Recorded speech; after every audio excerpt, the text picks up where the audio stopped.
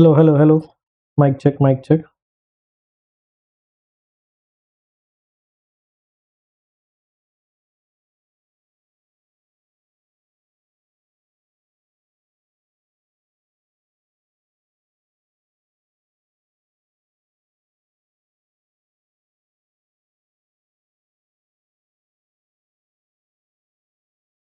Okay. Hello all of you guys. I hope so audio video clear असेल. माझा आवाज तुम्हाला व्यवस्थित येतोय का? एकदा प्लीज चेक करा.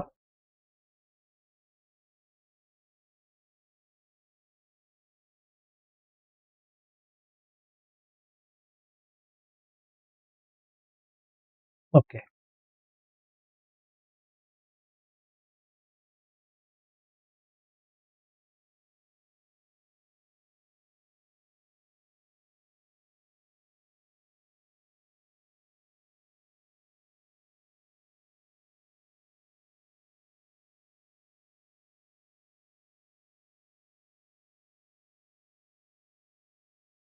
Okay. So all of you guys, welcome back to PW platform. मी दुर्गेश मकवान.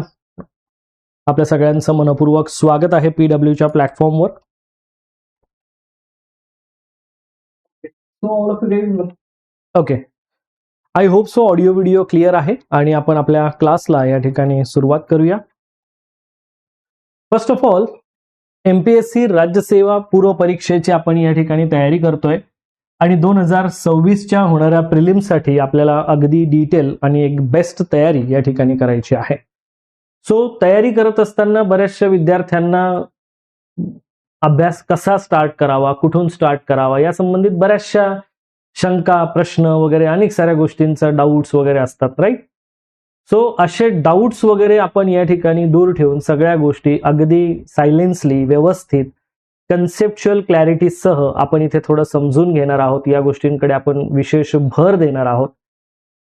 आलं लक्षात? सो फर्स्ट ऑफ ऑल आपण इंडियन जॉग्राफीला या ठिकाणी सुरुवात करतोय. इंडियन जॉग्राफी मीन्स यामध्ये तुमचा थोडा मिक्स पार्ट आपण काही कव्हर करणार आहोत, जसं की काही युनिव्हर्सचाही पार्ट असेल, जसं की सूर्यमाला, पृथ्वी वगैरे. म्हणजे एका सिरीजमध्ये तुमचे हे सगळे क्लास जे आहेत हे व्यवस्थित तुम्हाला अभ्यासायला या ठिकाणी मिळणार आहेत.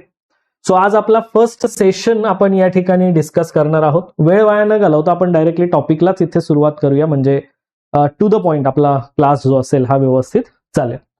सो फर्स्ट ऑफ ऑल, सूर्यमाला या संदर्भामध्ये आपल्याला पृथ्वीची उत्क्रांती संकल्पना हा एक घटक या ठिकाणी अभ्यासायचा आहे. सो ऑल ऑफ यू, जेही आपण इथे अभ्यासणार आहोत काळजीपूर्वक लक्ष द्यायचं आहे सर्वांनी. सूर्यमाला, पृथ्वीची उत्क्रांतीच्या संबंधित संकल्पना.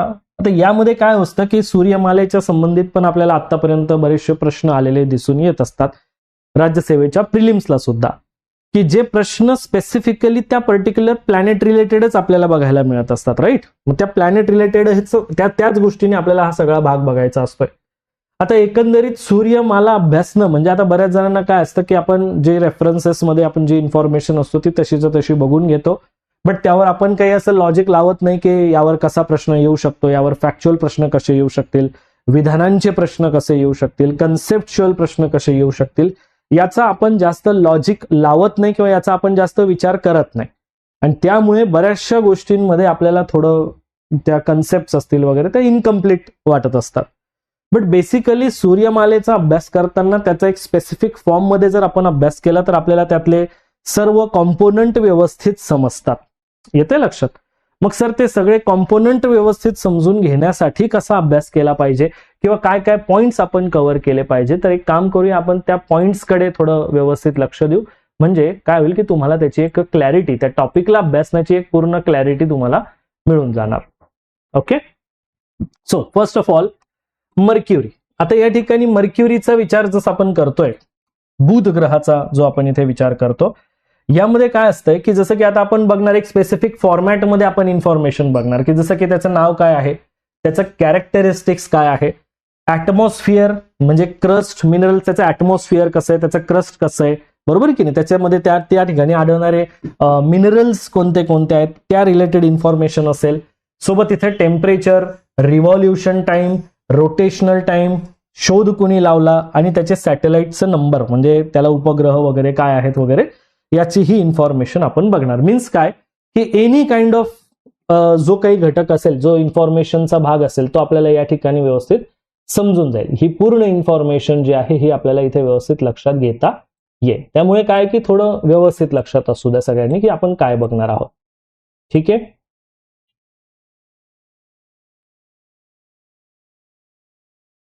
बर, आता बघा,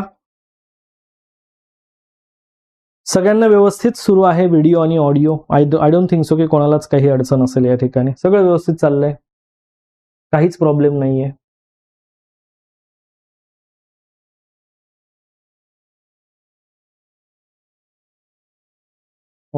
ठीक आहे. सो आता बघा, कॅरेक्टरिस्टिक्स काय. मर्क्युरी बुध ग्रह, नाव त्याचं ऍज इट इज मर्क्युरी आपल्याला माहित आहे. कॅरेक्टरिस्टिक्स त्याचं वैशिष्ट्य म्हणून आपण जर इन्फॉर्मेशन बघतो तर त्याचं वैशिष्ट्य नेमकं काय, मर्क्युरीचं वैशिष्ट्य काय असतंय.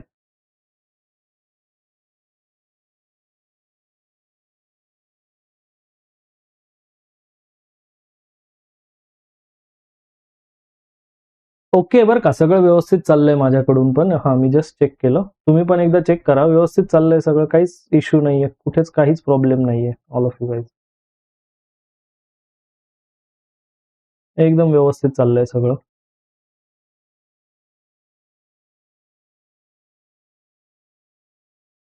ठीक, चला लक्ष द्या. बघा आता, जसं की कॅरेक्टरिस्टिक्स बघितलं तर बुध ग्रह हा पहिली गोष्ट की सगळ्यात स्मॉलेस्ट प्लॅनेट म्हणून बघितला जातो. सगळ्यात छोटा ग्रह म्हणून आपण त्याला बघतो. Mercury is the smallest planet in solar system, proximity to C. आता सगळ्यात छोटा आहे हे तर कळलं, आणि विशेष सूर्याच्या जवळ जर असलेल्या पॉइंटमध्ये जर आपण बघितलं तर प्रॉक्झिमिटी टू सी मध्ये this is the closest planet to sun. सूर्याला अगदी जवळ असलेला प्लॅनेट म्हणून आपण याच्याकडे बघत असतो. सूर्याच्या अगदी जवळ असलेला प्लॅनेट, विशेष म्हणजे सगळ्यात छोटा पण आहे, सूर्याच्या अगदी जवळ सुद्धा आहे. त्यामुळे या प्लॅनेटला त्या अनुषंगाने आपण महत्व देतो, तसंही त्याचं महत्व आहे. आणि त्यामुळे काय होतंय की टेलिस्कोपच्या साह्याने याला ऑब्झर्व्ह करणं तेवढंच थोडं कॉम्प्लिकेटेडही आहे. एवढा तो इझी नाही की आपण सहज अगदी त्याला ऑब्झर्व्ह करू शकणार वगैरे, तो कारण डिस्टन्स बऱ्यापैकी जास्त आहे म्हणून. सिमिलरली सर, सरफेस फीचर जर आपण बघितलं तर सरफेस जो आहे हा त्याचा पूर्ण खडकाळ आहे.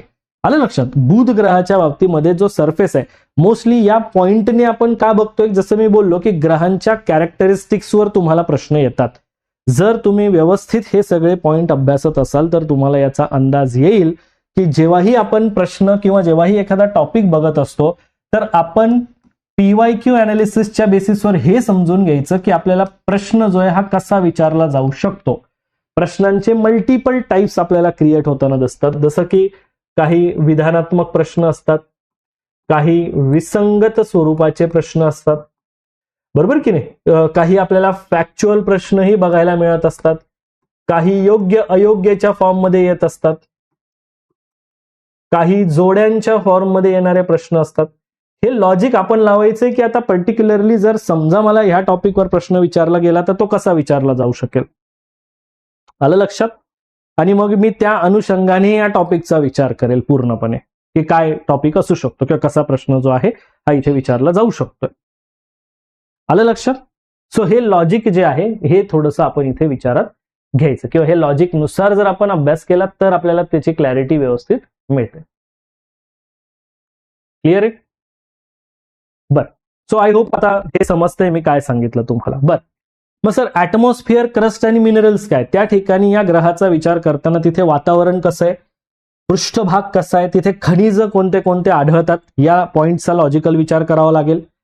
मर्क्युरीचं वातावरण जर बघितलं सभोवतालचं अगदी पातळ स्वरूपाचं, व्हेरी थिन, अगदी थिन स्वरूपाचं वातावरण आहे. Composed mostly of oxygen, sodium, hydrogen, helium, potassium. Mostly जर तुम्ही हे वातावरण बघितलं तर यात तुम्हाला कोणकोणते घटक दिसतात जर तो प्रश्न आला तर ऑक्सिजनचं प्रमाण आहे थोड्याफार प्रमाणामध्ये, सोडियम आहे, हायड्रोजन आहे, हेलियम आहे, पोटॅशियम आहे. बट तो अगदी क्लोज टू द सन आहे, अगदी सूर्याच्या जवळ आहे, त्यामुळे ती एक मोठी कॉम्प्लिकेटेड गोष्ट आहे. पृष्ठभाग जर बघितला तर हा सिलिकेट रॉक पासून तयार झालेला आहे. सिलिकेटच्या खडकांपासून त्याचा जो सरफेस आहे, पृष्ठभाग आहे, हा तयार झालेला आहे, ज्याच्यामध्ये काही धातूही असू शकतील. हे ऑब्झर्व केलं गेलेलं आहे यामध्ये. आलं लक्षात. मग सर क्रस्ट जर बघितल्यानंतर मिनरल्स जर बघितलं तर मिनरल्स काय, सिलिकेट आणि सल्फाईडचे मिनरल तुम्हाला तिथे आढळतील. सिलिकेट, सल्फाइड्स, ऑक्साइड्स यासारखे मिनरल्स आपल्याला बुध ग्रहावर बघायला मिळतील, बुध ग्रहावर. आणि एक लक्षात घ्या, जे का या पूर्ण म्हणजे ग्रहांचा अभ्यास करताना स्पेसिफिक फॉर्म मध्ये करणं का गरजेचं आहे, त्याचं किती इम्पॉर्टन्स असू शकतं हे तुम्हाला इथे अभ्यासायला मिळणार आहे खूप चांगल्या प्रकारे. समजतंय? कारण बरेचसे विद्यार्थी जो पारंपरिक पद्धतीने अभ्यास करतात तर त्यात काही आपण आपल्या अभ्यासाच्या गोष्टींमध्ये सुधारणा करणं गरजेचं आहे, ते तुम्हाला इथे लक्षात येईल. टेम्परेचर कसं असतंय, मर्क्युरीचं टेम्परेचर एक्स्ट्रीमली जास्त आहे. का बरं जास्त असेल, सूर्याच्या अगदी जवळ आहे, पहिली गोष्ट. दुसरं की त्या ठिकाणी अप्रॉक्सिमेट टेम्परेचर जर आपण बघितलं तर दिवसा ते खूप जास्त आहे, रात्री खूप कमी आहे. कारण व्हेरिएशन तेवढं जास्त होत आहे. दिवसाला 430 डिग्री सेल्सिअस आहे, रात्री ते 180 डिग्री सेल्सिअसच्या आसपास बघायला मिळत असते. आलं लक्षात? सो हा एक पॉइंट आपण बघायचा. रिव्हॉल्युशन म्हणजे सूर्याभोवती फिरण्याची जी त्याची प्रक्रिया आहे, सूर्याभोवती फिरण्यासाठी त्याला 88 दिवस लागतात. हा जो पोर्शन आहे ना, हा महत्वाचा आहे बरं का. त्याला सूर्याभोवतीचा किती टाइम लागतो आणि स्वतःभोवती किती टाइम लागतो, स्वतःच्या ओन ऍक्सिसला फिरताना त्याला किती टाइम लागत असतो आणि सूर्याभोवती फिरत असताना त्याला किती टाइम लागत असतो, यावर मोस्टली तुम्हाला प्रश्न बघायला मिळत असतात. असा एक प्रश्न तुम्हाला आलेला सुद्धा होता 2022 मध्ये तुम्हाला बघायला मिळेल, जो बुध ग्रहाशी संबंधितच होता, की सूर्यमालेमध्ये सूर्य ग्रह जो आहे हा सूर्यापासून किती किलोमीटर अंतरावर आहे आणि त्याला किती दिवस लागत असतात. आलं लक्षात? सो हा एक ज्याला 88 दिवस लागत असतात सूर्याभोवती भ्रमण करणारा ग्रह म्हणून आपण बघितलं. तर तुम्हाला अंतर जरी माहिती नसेल तरी आपण म्हणू शकतो, एक लक्षात घ्या, जर तुम्हाला अंतर जरी माहित नसेल तरी तुम्हाला त्याच्या दिवसांच्या बेसिसवर उत्तर काढणं इथे सोपं होत असतं, हे लक्षात घ्या. कारण 88 दिवस तर फक्त बुधलाच लागतात ना. समजलं ना मी काय बोललो तुम्हाला आता? येस, हे आपण इथे बघायचंय. आता तुमच्या बाकीच्या प्रश्नांना मी इथे उत्तर नाही देत, माझा पॉईंट खूप म्हणजे आज बरेचसे पॉईंट डिस्कस करायचे, त्यामुळे सगळं राहून जाईल नाही का. त्यापेक्षा बेटर ऑप्शन आहे की आपण आपल्या अभ्यासाकडे थोडं जास्त लक्ष देऊया, कारण ह्या सगळ्या गोष्टींसाठी आपल्या ब्रिज कोर्सेसमध्ये आपण बरेचसे पॉईंट कव्हर केलेले आहेत. तुम्ही ते ब्रिज कोर्सचे सगळे लेक्चर बघा, तुम्हाला त्यात सगळे पॉईंट्स जे आहेत हे अभ्यासायला मिळतील. तुमचे सगळे पॉईंट्स ते कव्हर केलेले आहेत. ठीक आहे. सो प्लीज तेवढं कॉपरेट करा, कारण काय होतं की मी प्रत्येकाच्या प्रश्नांना, एकाच्या प्रश्नाला उत्तर दिलं तर बाकीच्यांना वाटतं की आपल्याही प्रश्नाला उत्तर दिलं पाहिजे, मग सगळ्यांचे फक्त प्रश्न उत्तरच चालले तर शिकवणं राहून जाईल. ठीक आहे. सो मेक शुअर की थोडं समजून घेण्याकडे, अभ्यासाकडे लक्ष द्या. ऑटोमॅटिक तुमचा कॉन्फिडन्स जो आहे हा वाढत जाईल. बरोबर, ठीक आहे. बघा, ग्रहाचा शोध कोणी लावला? कोणीच नाही, प्राचीन काळापासून ज्ञात आहे हा ग्रह, त्यामुळे पर्टिक्युलरली एका कोणा व्यक्तीला याचं क्रेडिट देणं हे योग्य नाही. त्यामुळे आपण प्राचीन काळापासून बघतो. उपग्रहांच्या बाबतीत जर बघितलं तर या ठिकाणी नो नॅचरल सॅटेलाइट, त्याला असा कोणताही एक उपग्रह वगैरे तुम्हाला बघायला मिळणार नाही. बरं, एक्झाम्पल म्हणून मी तुम्हाला जसं सांगितलं की आता जसा हा एक बुध ग्रहावरचा प्रश्न तुम्हाला विचारलेला होता, कदाचित नेक्स्ट टाइम तुम्हाला प्रश्न त्याच्या वैशिष्ट्यांप्रती सुद्धा असू शकतो. म्हणून मी तुम्हाला सांगितलं की ग्रहांचा अभ्यास एका स्पेसिफिक पॅरामीटरने करा, तुम्हाला खूप साऱ्या गोष्टी ज्या आहेत या व्यवस्थित समजतील. आता मोस्ट इम्पॉर्टंट पॉइंट आपण जो बघतोय तो म्हणजे काय, की शुक्र ग्रह, दुसरा ग्रह आपण या ठिकाणी बघतोय. पण शुक्र ग्रहाच्या बाबतीत एक गोष्ट लक्षात ठेवा, सगळ्यात जास्त पॉसिबिलिटी आहे या पर्टिक्युलर गोष्टीवर प्रश्न विचारण्याची, कारण त्याचे वैशिष्ट्य जास्त आहेत. आलं लक्षात? शुक्र हा असा ग्रह आहे की त्याचे वैशिष्ट्य जास्त आहेत, वैशिष्ट्य जास्त आहेत त्याचे. बरं सर, कसे काय? बघा, पहिली गोष्ट त्याला व्हेनस म्हणतो आपण. ठीक आहे, व्हेनस. त्याचं कॅरेक्टरिस्टिक्स बघितलं तर पहिलं कॅरेक्टरिस्टिक्स आहे की हा ब्राइटेस्ट प्लॅनेट आहे, चमकणारा आहे. आलं लक्षात? हा. जिओग्राफी कंप्लीट व्हायला तरी तुम्हाला लास्ट डेट, तुम्हाला शेड्यूल दिलेलं आहे ना पूर्णपणे, त्या शेड्यूलमध्ये तुम्हाला लास्ट डेट पण दिलेली असेल. त्याच्यामध्ये तुम्ही असं समजून घ्या 4-5 दिवस मागे पुढे होऊ शकतोय. आलं लक्षात? मागे तर नाही पण पुढेच होऊ शकतोय, कारण काही लिव्ह वगैरे असला तर त्यामुळे थोडंसं 5-1 दिवस तुमचा जी तुम्हाला शेड्यूलमध्ये दिलेली डेट जी आहे त्याच्या थोडंसं पुढे हे जाऊ शकतंय. आलं लक्षात? त्यामुळे असं काही टेन्शन नका घेऊ की सर हे खूपच लांब जाईल का, खूपच टाइम लागेल का, असं काही नाही, व्यवस्थित होईल सगळं काही.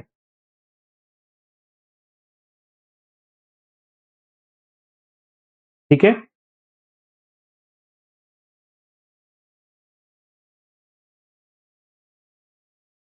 बर, चला लक्ष द्या.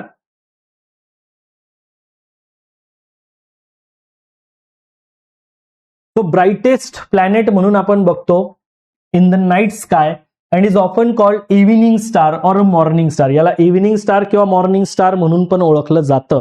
हे त्या पर्टिक्युलर शुक्र ग्रहाचं वैशिष्ट्य म्हणून लक्षात असू द्या, ज्यावर तुमचा पॉसिबिलिटी आहे की प्रश्न तयार होऊ शकतो एखादा. आलं लक्षात? बरं सर, सरफेसचा विचार जर केला तर पृष्ठभाग. सो व्हेनसचा जो सरफेस एरिया आहे हा थोडासा माउंटेनस आहे, व्हॅलीज आहेत, म्हणजे दरी खोऱ्यांसारखा तो भाग आपल्याला दिसत असतो हा शुक्र ग्रहाचा. आणि लार्ज व्होल्कॅनिक प्लेन सुद्धा आहे. तिथे तुम्हाला पूर्णपणे एक मोठं असं मैदान बघायला मिळत असते, की जे मैदान जे आहे हे पूर्णपणे तुम्हाला या ज्वालामुखी पासून तयार झालेलं दिसून येत असतंय. हिंदी नाही, ऑलरेडी तुम्हाला कोर्स बाय करतानाच तिथे इन्फॉर्मेशन दिलेली होती की यामध्ये इंग्लिश आणि मराठी दोघांसाठी हा सुटेबल असेल, नॉट फॉर हिंदी. ठीक आहे. हा, याच बॅच मध्येच तुम्हाला बघायला मिळेल ब्रिज कोर्सचा ऑप्शन, की जिथे तुम्हाला काही गोष्टी क्लिअर केलेल्या आहेत. तुम्हाला कोर्सेसच्या सेक्शनमध्ये जिथे सब्जेक्टचं सेक्शन आहे तिथेच एक टॅब बघायला मिळेल. ठीक आहे. हा, नोट्स काढू शकतात. पहिल्यांदा समजून घ्या, क्लास झाल्यानंतर नोट्स काढा. जेव्हा तुम्ही परत रेकॉर्डेड बघणार, लाईव्ह क्लासमध्ये फक्त समजून घेण्यावर जास्तीत जास्त भर असू देत चला. इथे लगेचच नोट्स नका काढत जाऊ, पहिले समजून घेत चला. जेव्हा तुम्ही रिव्हिजन वगैरे करणार तेव्हा नोट्स काढत चला, जेव्हा तुम्ही रेकॉर्डेड सेशन बघणार तेव्हा नोट्स काढत चला. ठीक आहे, क्लिअर?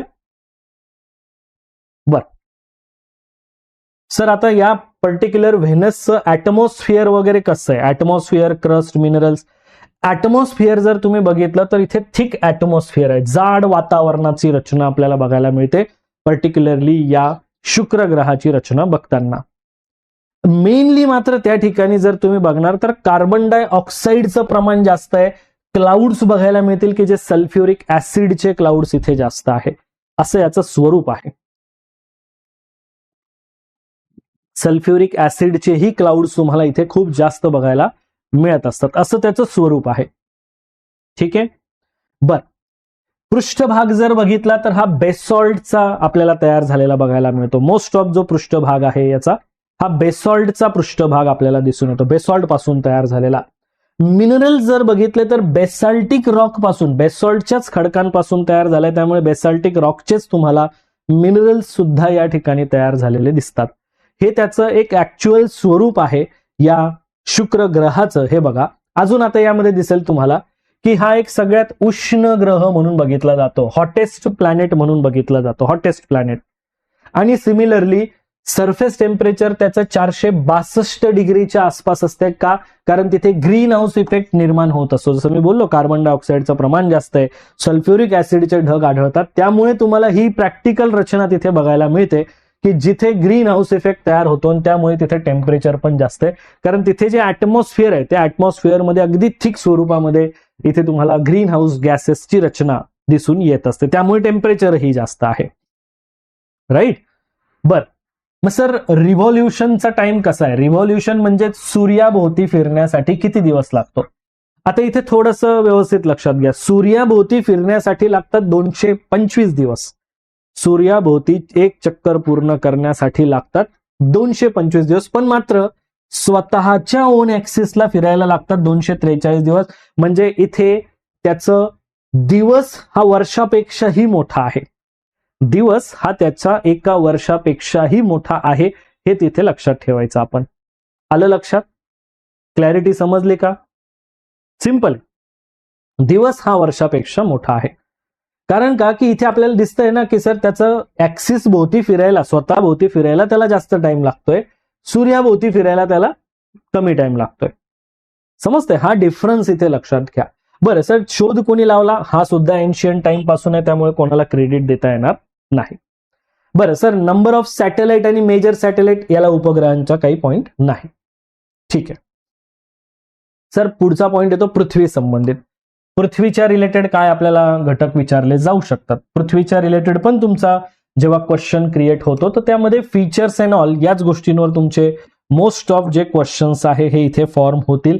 त्यामुळे प्रत्येक पॉइंटला इथे महत्व द्यायचं, प्रत्येक घटकाला. कारण सोलर सिस्टीमच्या पॉइंटवर आतापर्यंत असं कधी झालेलं नाही की प्रश्न आलेले नाही, आलेले आहेत काही काही प्रश्न, पण मग ते वेगवेगळ्या अप्रोचने येऊ शकतील, तर तो आपला अप्रोचही आपण स्वतः डेव्हलप करून ठेवायचा की काय काय येऊ शकतंय. ठीक आहे. जसं की आता बघा पृथ्वी रिलेटेड, पृथ्वीचं कॅरेक्टरिस्टिक एक आपण सगळ्यात वेल नोन बघतोय की the only one non habitable planet आपण म्हणतोय की ज्या ठिकाणी आपल्याला सजीव सृष्टी आहे, सध्या तरी ज्ञात असलेला एकमेव ग्रह आपण म्हणतो की जिथे सजीव सृष्टी आहे सर. बरोबर की नाही. And earth is the only planet known to support life due to its atmosphere, water bodies and suitable temperature range. इथे atmosphere चांगलं आहे, टेम्परेचर चांगलं आहे, बरोबर की नाही. सो हे आपण बघायचं आहे.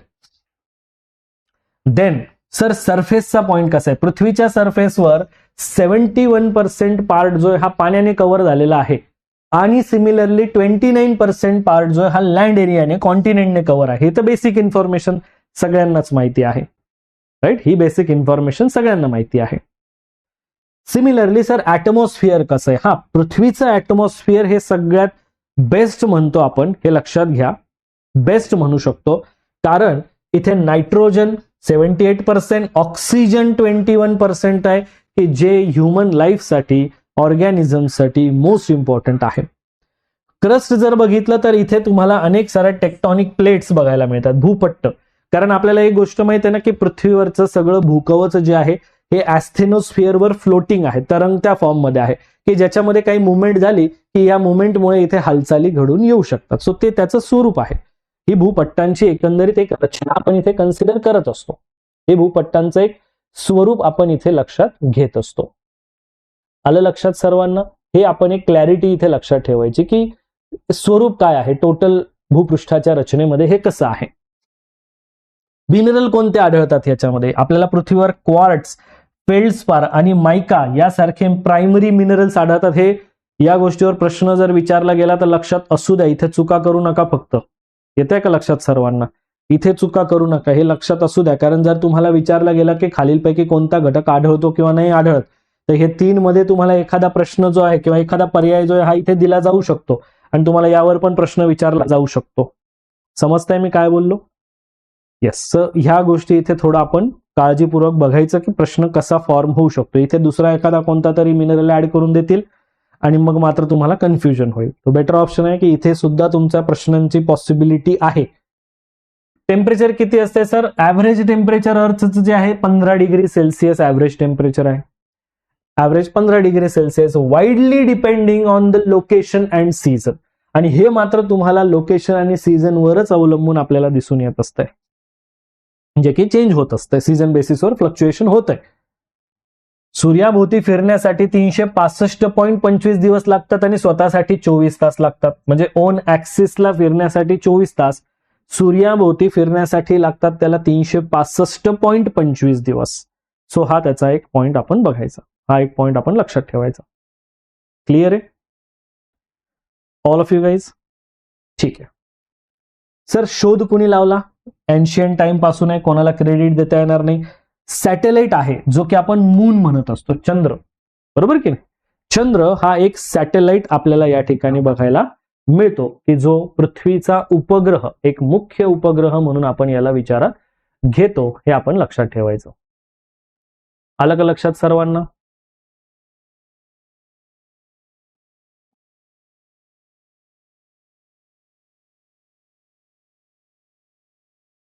येस. सो ह्या गोष्टी आपण बघायच्या की काय स्वरूप आहे नेमकं पृथ्वीची रचनेमध्ये किंवा या पृथ्वीच्या स्वरूपामध्ये काय काय गोष्टी आपल्याला समजतात, तर हे लक्षात घेता येईल की एकंदरीत स्वरूप कसं आहे.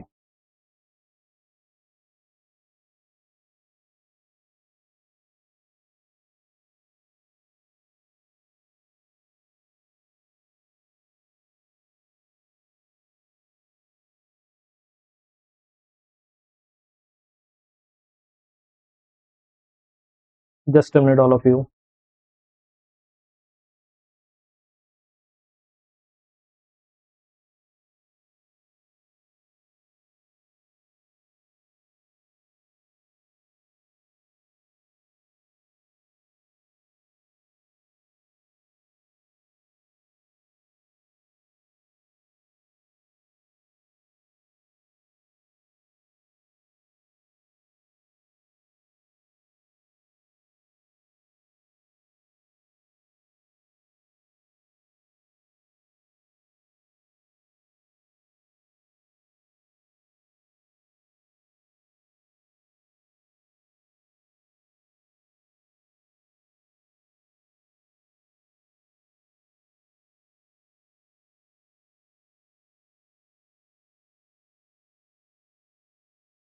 पुढचा ग्रह आपल्याला बघायचा आहे. आता बघा, पृथ्वीच्या संबंधित पण आपल्याला 2018 मध्ये क्वेश्चन आलेला होता.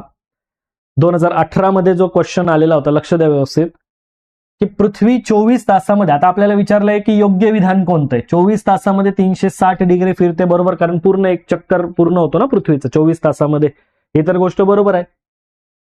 आणि प्रत्येक रेखावृत्त ओलांडण्यासाठी 4 मिनिटं लागतात. तर आता यामध्ये हे पण आपल्याला माहिती आहे की 360 डिग्री 24 तासामध्ये जर पूर्ण होतील तर पर्टिक्युलरली एक रेखावृत्त जाण्यासाठी आपल्याला 4 मिनिटं लागतात. सो हा अक्षवृत्त रेखावृत्ताशी लिंक आपण पॉइंट बघत असतो की ज्याच्यामध्ये आपल्याला ही क्लॅरिटी मिळून जाते की हा टॉपिक कसा आहे किंवा आपल्याला या बेसिसवर प्रश्न कसे विचारले जातात याचं एक साधं सोपं आपण इथे व्यवस्थित लॉजिक जे आहे हे इथे लावू शकतो, ज्याच्यामुळे आपल्याला टॉपिकची क्लॅरिटी व्यवस्थित होते. म्हणून प्रत्येक टॉपिक बघताना तुम्ही थोडा फोकस व्यवस्थित ठेवा की आपल्याला काय काय गोष्टी विचारल्या जाऊ शकतात किंवा कोणकोणत्या पॉइंटवर कशा प्रकारे प्रश्न तयार होऊ शकतो हे जर का तुम्हाला व्यवस्थित अंदाज आला तर मात्र एवढं तर गॅरंटी की तुमचं प्रश्न जे आहेत हे तुम्ही व्यवस्थित जज करू शकणार, तुम्ही त्याचे आन्सर्स जे आहेत हे अगदी व्यवस्थित देऊ शकणार.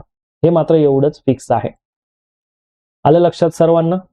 फक्त पॉइंट आहे की तुम्ही कसं फोकस करतायत, कोणत्या गोष्टींना किती व्यवस्थित वेटेज देऊन अभ्यासतायत आणि ऑल, त्यावरच सगळं समजणार आहे. आणि हे समजण्यासाठी मात्र प्रत्येक टॉपिककडे तुमचा बघण्याचा जो अप्रोच आहे हा तुम्हाला व्यवस्थित डेव्हलप करावा लागेल. जसं की इथे आता आपल्याला माहिती आहे की सर वास्तविक या दोन्ही पॉइंटमध्ये दोन्ही विधानं बरोबर आहेत, ॲज इट इज आहे. बरं, मग सर आता मेन पॉइंट आपल्याला अजून बघायला मिळतो मार्सचा. पृथ्वीच्या पुढचा ग्रह मंगळ ग्रह. मग आता या मंगळ ग्रह आणि संबंधित आपल्याला त्याचे काही कॅरेक्टरिस्टिक्स अँड ऑल हे सगळं बघणं आवश्यक आहे यामध्ये.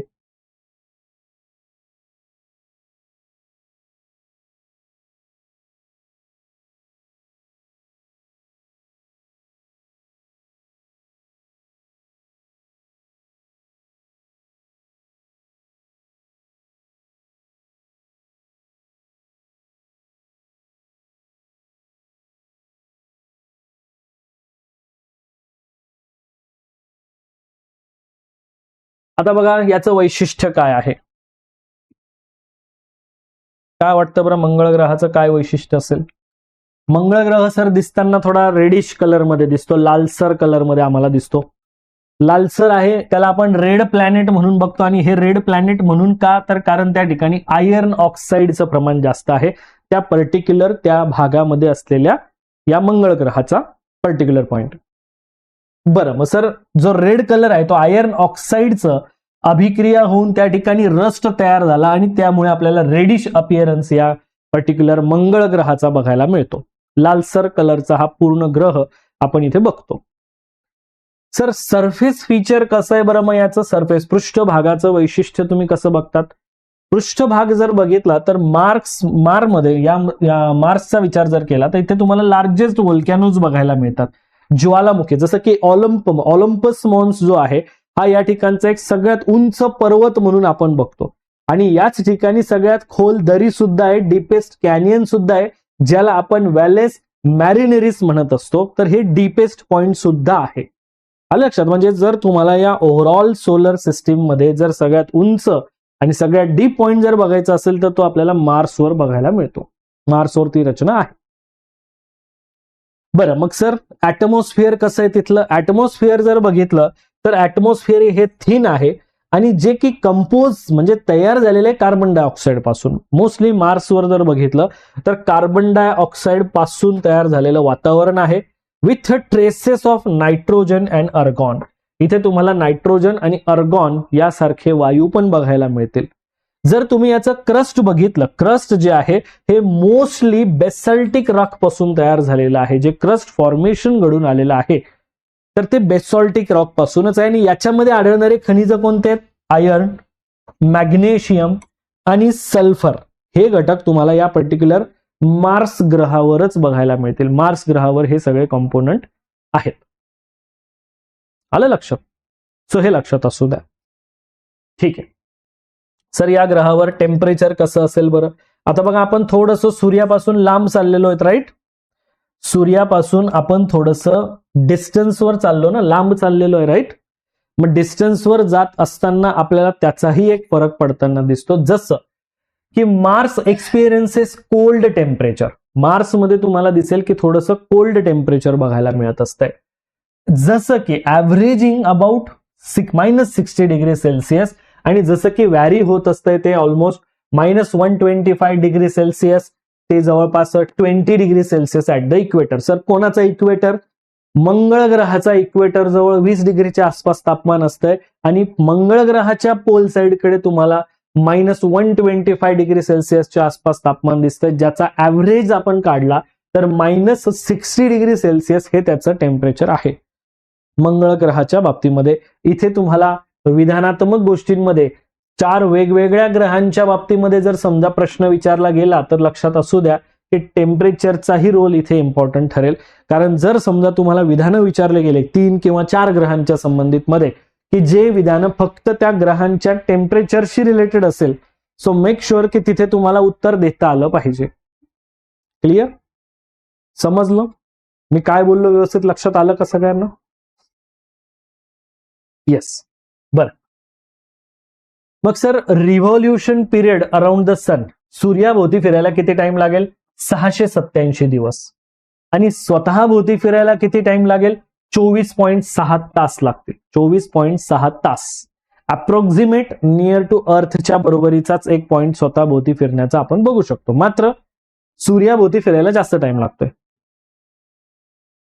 ठीक आहे, लक्षात येतंय का मी काय सांगतोय? कुठे कुठे तुम्हाला मी की पॉइंट्स देतोय ते लक्षात येतोय? ठीक आहे. सर ग्रह कुणी शोधला? कोणाला एकाला नाव देणं चुकीचं आहे. मात्र उपग्रहांची संख्या बघितली तर 2 उपग्रह बघायला मिळतात, जे एक आहे तो फोबोस आणि दुसरा आहे डीमोस. आलं लक्षात? फोबोस आणि डीमोस हे 2 उपग्रह इथे आपण लक्षात ठेवायचे, जे की आपल्याला या पर्टिक्युलर मार्सला असलेले उपग्रह आपण बघतो. देन पुढे ज्युपिटर. ज्युपिटर सूर्यमालेतला 5वा ग्रह आपण बघत असतो, की जो 5वा ग्रह गुरु, आणि मग आपल्याला त्याच्याशी संबंधित काही की पॉइंट्स बघणं गरजेचं आहे. लक्षात घ्या, कोणताही टॉपिक अभ्यासत असताना सेम फॉर्मॅटमध्ये अभ्यासायची सवय लावा. काय होतं की त्याच्याने क्लॅरिटी जी आहे ना त्या टॉपिकची ही व्यवस्थित मिळते आपल्याला. म्हणजे तुलनात्मक अभ्यासही व्यवस्थित होतो आणि त्याच्या कन्सेप्च्युअल क्लॅरिटी सुद्धा व्यवस्थित मिळतात आपल्याला. समजलं? जसं की आता इथे पण बघा, ज्युपिटर नाव काय आहे? ज्युपिटर गुरुग्रह, सूर्यमालेत 5वा ग्रह, सूर्यापासून 5वा ग्रह. कॅरेक्टरिस्टिक्स काय? की सर आकाराने सगळ्यात मोठा आहे, लार्जेस्ट प्लॅनेट. ठीक आहे, Jupiter is the largest planet in solar system with mass is more than twice of the all of the other planet. जर तुम्ही त्याचं मास बघितलं तर तो सर्व ग्रहांचा एकत्रित केल्यानंतर त्याचे डबल होईल. कळलं का? म्हणजे किती मोठा आहे आणि किती त्याचं मोठं मास आहे हे तुम्ही बघू शकतात, किती वस्तुमान आहे त्याचं. पण मग गुरु ग्रहावर एक आपल्याला लाल स्पॉट बघायला मिळत असतो. मोस्टली तुम्ही बघितलाय की नाही मला माहित नाही.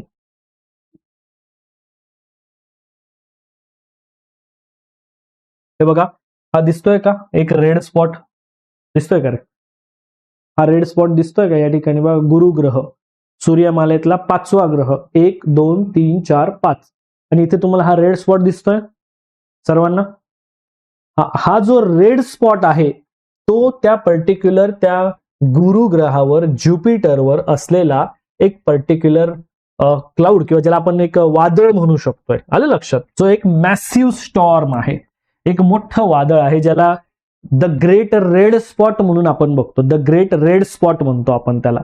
तो काय आहे? एक मॅसिव्ह स्टॉर्म आहे. गुरु ग्रहावरचं ते एक प्रचंड मोठं शक्तिशाली वादळ आपल्याला बघायला मिळत असतं. म्हणून आपण हे लक्षात ठेवा की त्याला एक आपण मॅसिव्ह स्टॉर्म म्हणून कन्सिडर करायचं. मॅसिव्ह स्टॉर्म, प्रचंड मोठं वादळ आहे हे गुरु ग्रहावरचं, त्या स्वरूपात आपण त्याला लक्षात ठेवणार. आलं लक्षात? समजलं का?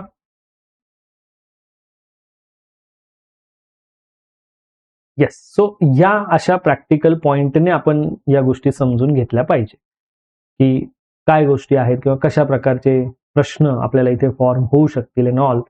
एकदा का या गोष्टींचा अंदाज आला की आपण सगळं समजून घेऊ शकतो. आलं लक्षात? बर सर, मग हा ग्रेट रेड स्पॉट कधीपासून आहे? आता तो स्पॉट जो आहे ना, त्याची साईज पृथ्वीपेक्षा मोठी आहे, लार्जर दॅन द अर्थ. जेवढा तो वादळाचा स्पॉट दिसतो ना, ते लक्ष द्या रे व्यवस्थित, तो सुद्धा पृथ्वीपेक्षा मोठा आहे. समजतंय? हा. आणि हे मागचे 400 वर्ष झालं तेव्हापासून एक्झिस्टेड आहे, म्हणजे तेव्हापासून ते अस्तित्वात आहे, मागचे 400 वर्षांपासून. आलं लक्षात? हे आपण बघायचं. ठीक आहे सर. ऍटमॉस्फिअर या गुरुग्रहामध्ये, आता हे आपण बघू शकतो की सूर्यमालेत थोडासा लांब आहे हा, बरोबर की नाही? सूर्यमालेत बऱ्यापैकी लांब आहे. या ठिकाणी ऍटमॉस्फिअर इज मोस्टली, यामध्ये हायड्रोजन, हेलियम बघायला मिळतील, मिथेनचे काही ट्रेसेस आहेत, काही पाण्याच्या वाफेचेही ट्रेसेस तिथे आढळलेले आहेत, अमोनियाचेही ट्रेसेस तिथे आढळलेले आहेत. म्हणजे काही घटक आहेत तिथे, असे काही वायू किंवा इतर काही घटक जे आहेत हे तुम्हाला तिथे बऱ्यापैकी दिसून येतील आहेत. क्रस्ट मध्ये काय सर? क्रस्ट कसं आहे त्याचं? क्रस्ट जे आहे हे सॉलिड क्रस्ट नाहीये. Jupiter does not have solid crust. अगदी असं सॉलिड स्वरूपाचं क्रस्ट नाहीये ज्युपिटरच्या बाबतीमध्ये बघितलं तर. किंवा जे ज्युपिटर पासून पुढचे प्लॅनेट आहेत त्यांचं क्रस्ट सॉलिड नाही, हेही तुम्ही लॉजिक लक्षात घ्या. क्लिअर? बर मग सर त्याचं बघा काय होतं की त्याला कोर आहे, जो कोर जो आहे जो खडकांचा असू शकेल, मेटलचा असू शकेल, हायड्रोजन कंपाऊंड्स असतील, अंडर एक्स्ट्रीम प्रेशर. पण त्याचा कोर स्ट्रक्चर, आउटर लेअर मात्र तसा नाही. आउटर लेअर जो आहे हा त्याचा सॉलिड नाही, हा इथे आपण बघतो. मग सर मिनरल्स कोणते आढळतात त्या ठिकाणी? मिनरल्स हायड्रोजन बेस आहे, जसं मी बोललो ना, हायड्रोजन हेलियमचे ट्रेसेस तिथे आढळत आहेत. सो मोस्ट ऑफ तिथे मिनरल्स जे आहेत हे हायड्रोजन बेस्डच मिनरल्स तुम्हाला तिथे जास्त दिसून येतात. त्याचं स्वरूपच तसं आहे, त्यामुळे तशाच पद्धतीने आपण त्याला लक्षात घेऊ शकतो. क्लिअर? ठीक आहे सर. मग सर टेम्परेचर किती आहे? सो ज्युपिटर मध्ये जर बघितलं, ज्युपिटर क्लाउड्स जर बघितलं, Jupiter's cloud top have temperature above -185 degree Celsius. The temperature increases deeper into the planet. आलं लक्षात? जर टॉप भागामध्ये जर बघितलं, या पर्टिक्युलरली ज्युपिटरचा वरचा भाग, तर तिथे टेम्परेचर एवढं आहे -145. बट जसं की तुम्ही आतमध्ये बघणार, खोल भागामध्ये किंवा डीप मध्ये बघणार, तर तिथे थोडस आवाज येईना. आवाज येतोय ना सगळ्यांना? तर व्यवस्थित चाललंय रे. एकाला आवाज नाही आला ना, तुमच्यापेक्षा 4 जणांचे मेसेज जास्त येतील त्या ठिकाणी, हे लक्षात घ्या. एकाचा मेसेज असला तर समजून घ्या कदाचित तो प्रॉब्लेम तुम्हालाच आहे. समजलं? पुढे. सो ज्युपिटर टेक्स अबाउट 12 अर्थ इयर. ज्युपिटरला सूर्याभोवती एक चक्कर पूर्ण करायचं असेल तर त्याला 12 वर्ष लागतात. आलं लक्षात? त्याला 12 वर्ष लागत असतात जर त्याला सूर्याभोवती एक चक्कर पूर्ण करायचं असेल. स्वतः भोवती जर एक चक्कर पूर्ण करायचा असेल तर सगळ्यात शॉर्टेस्ट टाइम लागतो, सगळ्यात कमी टाइम लागतो, हे लक्षात घ्या. सगळ्यात कमी म्हणजे काय? फक्त 10 तास लागत असतात. सर्वात कमी फक्त 10 तास. सगळ्यात शॉर्टेस्ट टाइम कशासाठी बोलतोय मी? स्वतःसाठी बोलतोय. लक्षात घ्या, स्वतः भोवती फिरताना लागणारा वेळ हा सगळ्यात कमी वेळ आहे, हे लक्षात असू द्या. ठीक आहे सर. मग सर कुणी शोध लावला? आता ज्युपिटर जो आहे हा खूप म्हणजे प्राचीन काळापासून आहे, बट जसं आपण बघू शकतो की फर्स्ट ऑब्झर्व जो केला गेला, फर्स्ट टाइम जेव्हा त्याला ऑब्झर्व केलं गेलं, तर हे ऑब्झर्व कुणी केलेलं होतं? Bye Galileo Galilei. दुर्बीनचा शोध लावून ज्यावेळेस 1610 मधला हा टाइम आहे, 1610 मध्ये पहिल्यांदा ऑब्झर्व केला गेलेला आपण हा घटक बघू शकतो. आलं लक्षात? 1610 मध्ये. Clear? So number of satellite किती? आता ऑलरेडी नोन सॅटेलाइट बोलतोय, ऑफिशियली नोन असलेले सॅटेलाइट्स जर तुम्ही बघितले तर गुरु ग्रहाला, ज्युपिटरला 79 नोन सॅटेलाइट्स आहेत.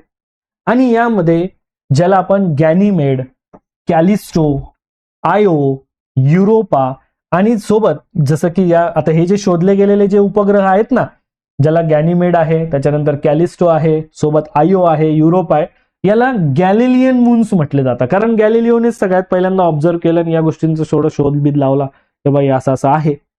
त्यामुळे त्या ग्रहांना त्या स्वरूपात ओळखलं जातं, हे लक्षात असू द्या सर्वांनी. ठीक आहे, कळलं का? सो ही रचना आपण थोडं समजून घ्यायची की काय स्ट्रक्चर आहे यामध्ये सगळं. काय स्वरूप आहे यामध्ये सगळं हे आपण बघायचं. ओके, ठीक आहे.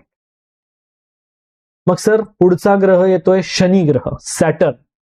सूर्यमालेतला सर्वात सुंदर, सर्वात देखणा ग्रह म्हणून आपण याला बघत असतो, शनी ग्रह.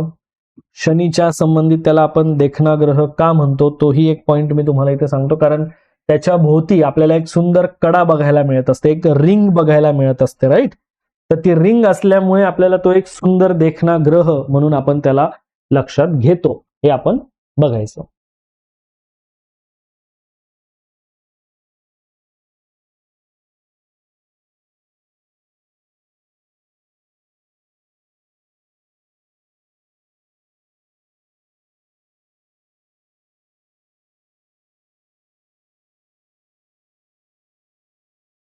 बरं सर, याला रिंग सिस्टीम आहे.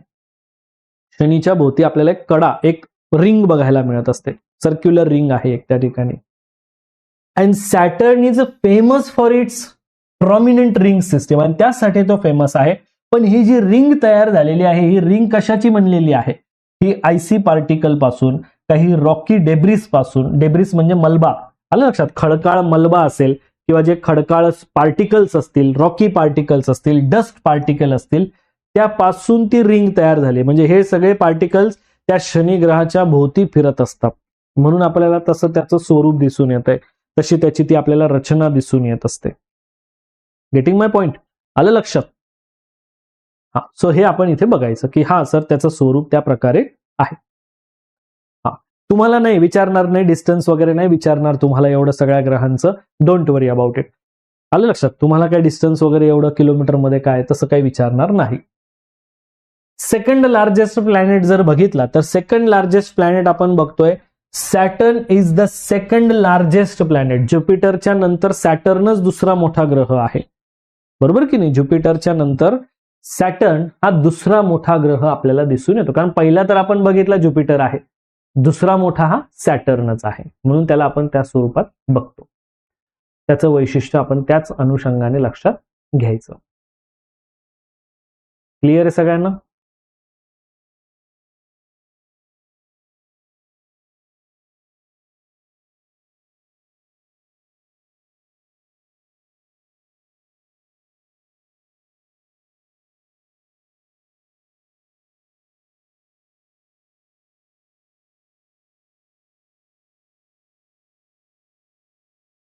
तो या प्रकारे या गोष्टी ज्या आहेत या आपण लक्षात ठेवायच्या.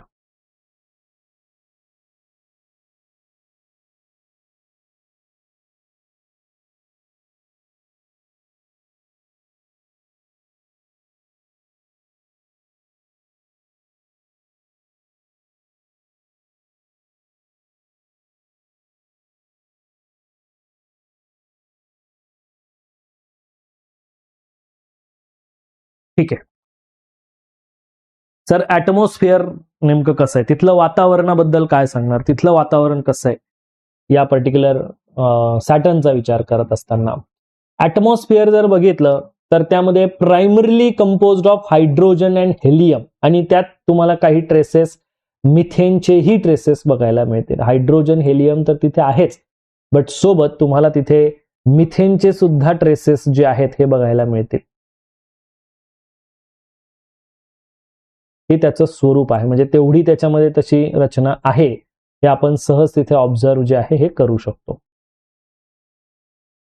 तसं त्याचं स्वरूप आहे हे आपण बघू शकतो.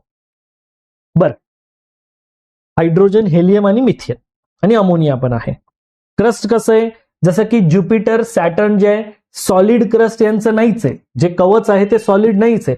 हा, कोर मात्र पॉसिबल असू शकतंय की रॉक आणि आईसचं बनलेलं असेल, ज्याचा जे गाभा म्हणतो ना आपण, याचा जो गाभा आहे हा मात्र आपण कन्सिडर करू शकतो की जो या आयसी क्रिस्टल्स पासून किंवा रॉकी क्रिस्टल्स पासून तयार झालेला असू शकेल. Atmosphere contains compound of hydrogen and helium, आणि वातावरणामध्ये तर तुम्हाला जे घटक मी जसं सांगितलं की हायड्रोजन हेलियमच जास्त दिसतो, ते तर तिथे ऍक्च्युअल आहे, तसं आहेच, जे स्वरूप तिथे आहे ते आपण बघू शकतो. बरं सर, ऍव्हरेज टेम्परेचर किती असेल? ऍव्हरेज टेम्परेचर आहे -178 degree Celsius revolution period around the sun जर बघितला, सूर्याभोवती फिरण्याचा टाइम, त्याला 29.5 वर्ष लागत असतात. पण स्वतः भोवती फिरण्याचा टाइम 10.7 तास. स्वतः भोवती फिरण्याचा जो टाइम आहे हा किती आहे? 10.7 तास एवढा त्याला स्वतः भोवती टाइम लागत असतो. बरं सर, कुणी शोध लावला? सो शोध जो लावलेला आहे गॅलिलिओ गॅलिली यांनी सर्वात पहिल्यांदा ऑब्झर्व्ह केला 1610 मध्ये. त्यामुळे एन्शियंट टाइम पासून ज्ञात आहे, बट पहिल्यांदा ऑब्झर्व्ह केला गेला गॅलिलिओ गॅलिली द्वारा, म्हणून त्यांच्या नावानेही त्याला आपण ओळखतो. आणि शनीला ज्ञात असलेले, वेल नोन असलेले ऑफिशियल 83 मून्स आपल्याला बघायला मिळतात, ज्यात लार्जेस्ट एक उपग्रह जो दिसतो तो टायटन आहे. आणि हा टायटन उपग्रह मर्क्युरीपेक्षाही मोठा आपल्याला दिसतो. मर्क्युरीपेक्षाही मोठा आपल्याला टायटन हा एक उपग्रह दिसतो, जो की शनीचा उपग्रह आहे. यावरून आपल्याला त्याचा अंदाज जो आहे किती मोठा आहे, म्हणजे किती आकाराने मोठा आहे हे आपण सहज बघू शकतो. शनी ग्रहाचं स्ट्रक्चर आपण इथे सहज लक्षात घेऊ शकतो. ठीक आहे सर, पुढे युरेनस. 7वा ग्रह युरेनस आहे. बरं सर, युरेनस हा सूर्यापासून आता बऱ्यापैकी लांब आपल्याला बघायला मिळतो, त्यामुळे टेम्परेचर बऱ्यापैकी कमी असणार आहे या ग्रहाच्या संबंधित मध्ये. आणि मात्र सूर्याभोवती फिरण्यासाठी लागणारा टाइम जो असेल हा जास्त असेल, कारण जितका तो लांब जाईल ऑब्व्हियसली त्याचा सूर्याभोवती फिरण्याचा टाइम वाढेल ना, तेवढाच. येतंय की नाही लक्षात? तेवढाच त्याचा टाइम वाढेल ना. मग ते पण आपण इथे लक्षात घ्यायचं की त्याचा टाइम किती वाढतो किंवा कसं त्याचं स्वरूप आहे.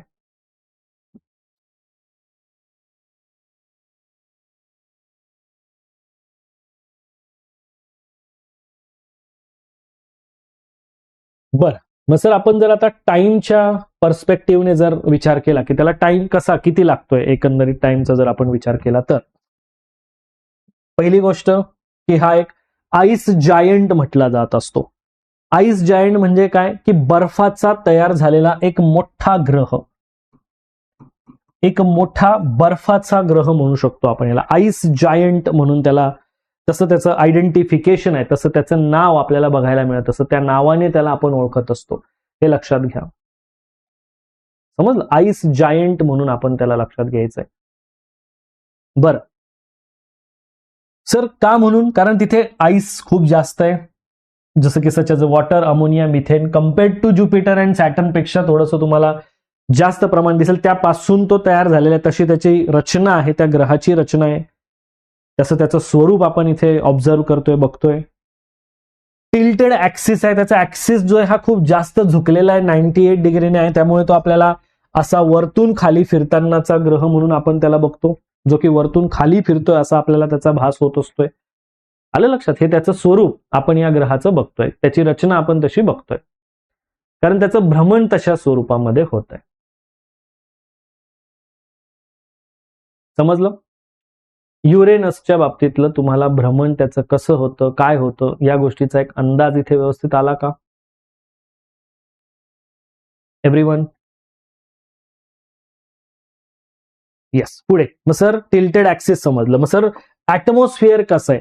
Atmosphere is composed mainly of hydrogen. जे ऍटमॉस्फिअर त्याचं तयार झालेलं आहे हे मोस्टली आपल्याला हायड्रोजन पासून तयार झालेलं बघायला मिळतं. हायड्रोजन पासून तयार झालेलं त्याचं एकंदरीत ते ऍटमॉस्फिअरिक स्ट्रक्चर आहे. वातावरणीय संरचना जी आहे त्याची पूर्ण हायड्रोजन पासून तयार झालेली आपल्याला दिसते, म्हणजे स्वरूपच त्याचं तसं आपल्याला दिसून येणार आहे.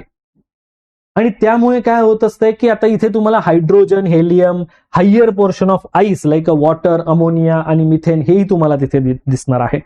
मीन्स आपल्याला हे लक्षात घ्यायचंय की तिथे काय आढळतंय, कारण तुमचे मोस्ट ऑफ क्वेश्चन ज्यावेळेस या ग्रहांच्या बाबतीत तयार होतील तुम्हाला हेच विचारलं जाऊ शकेल की स्ट्रक्चर कसं आहे, त्या ग्रहांचं स्ट्रक्चर कसं आहे, त्या ग्रहांमध्ये काय काय माहिती तुम्हाला लक्षात घ्यावी लागते, काय त्याचे फीचर्स तुम्हाला बघावे लागतात, की ज्या फीचरच्या बेसिसवर आपण म्हणतो की हा सर या गोष्टी इथे आहेत.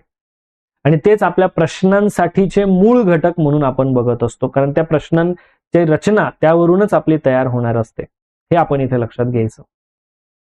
आलं लक्षात सर्वांना? बर मग सर क्रस्ट कसं आहे? सॉलिड तर नाहीच आहे, एवढं तर कन्फर्म आहे. आयसी मॅन्टेल आपल्याला बघायला मिळतो, म्हणजे त्याचा आतला जो स्ट्रक्चर असेल हा बर्फाचा तयार झालेला स्ट्रक्चर असू शकेल, त्यामुळे त्याचं तसं स्वरूप आपण लक्षात घ्यायचं. आयसी क्रिस्टल सारखी त्याची रचना आपल्याला दिसून येते. हे जरा आपण इथे बघणार, हे स्वरूप आपण त्याचं जरा इथे व्यवस्थित लक्षात घेणार. कळलंय सगळ्यांना?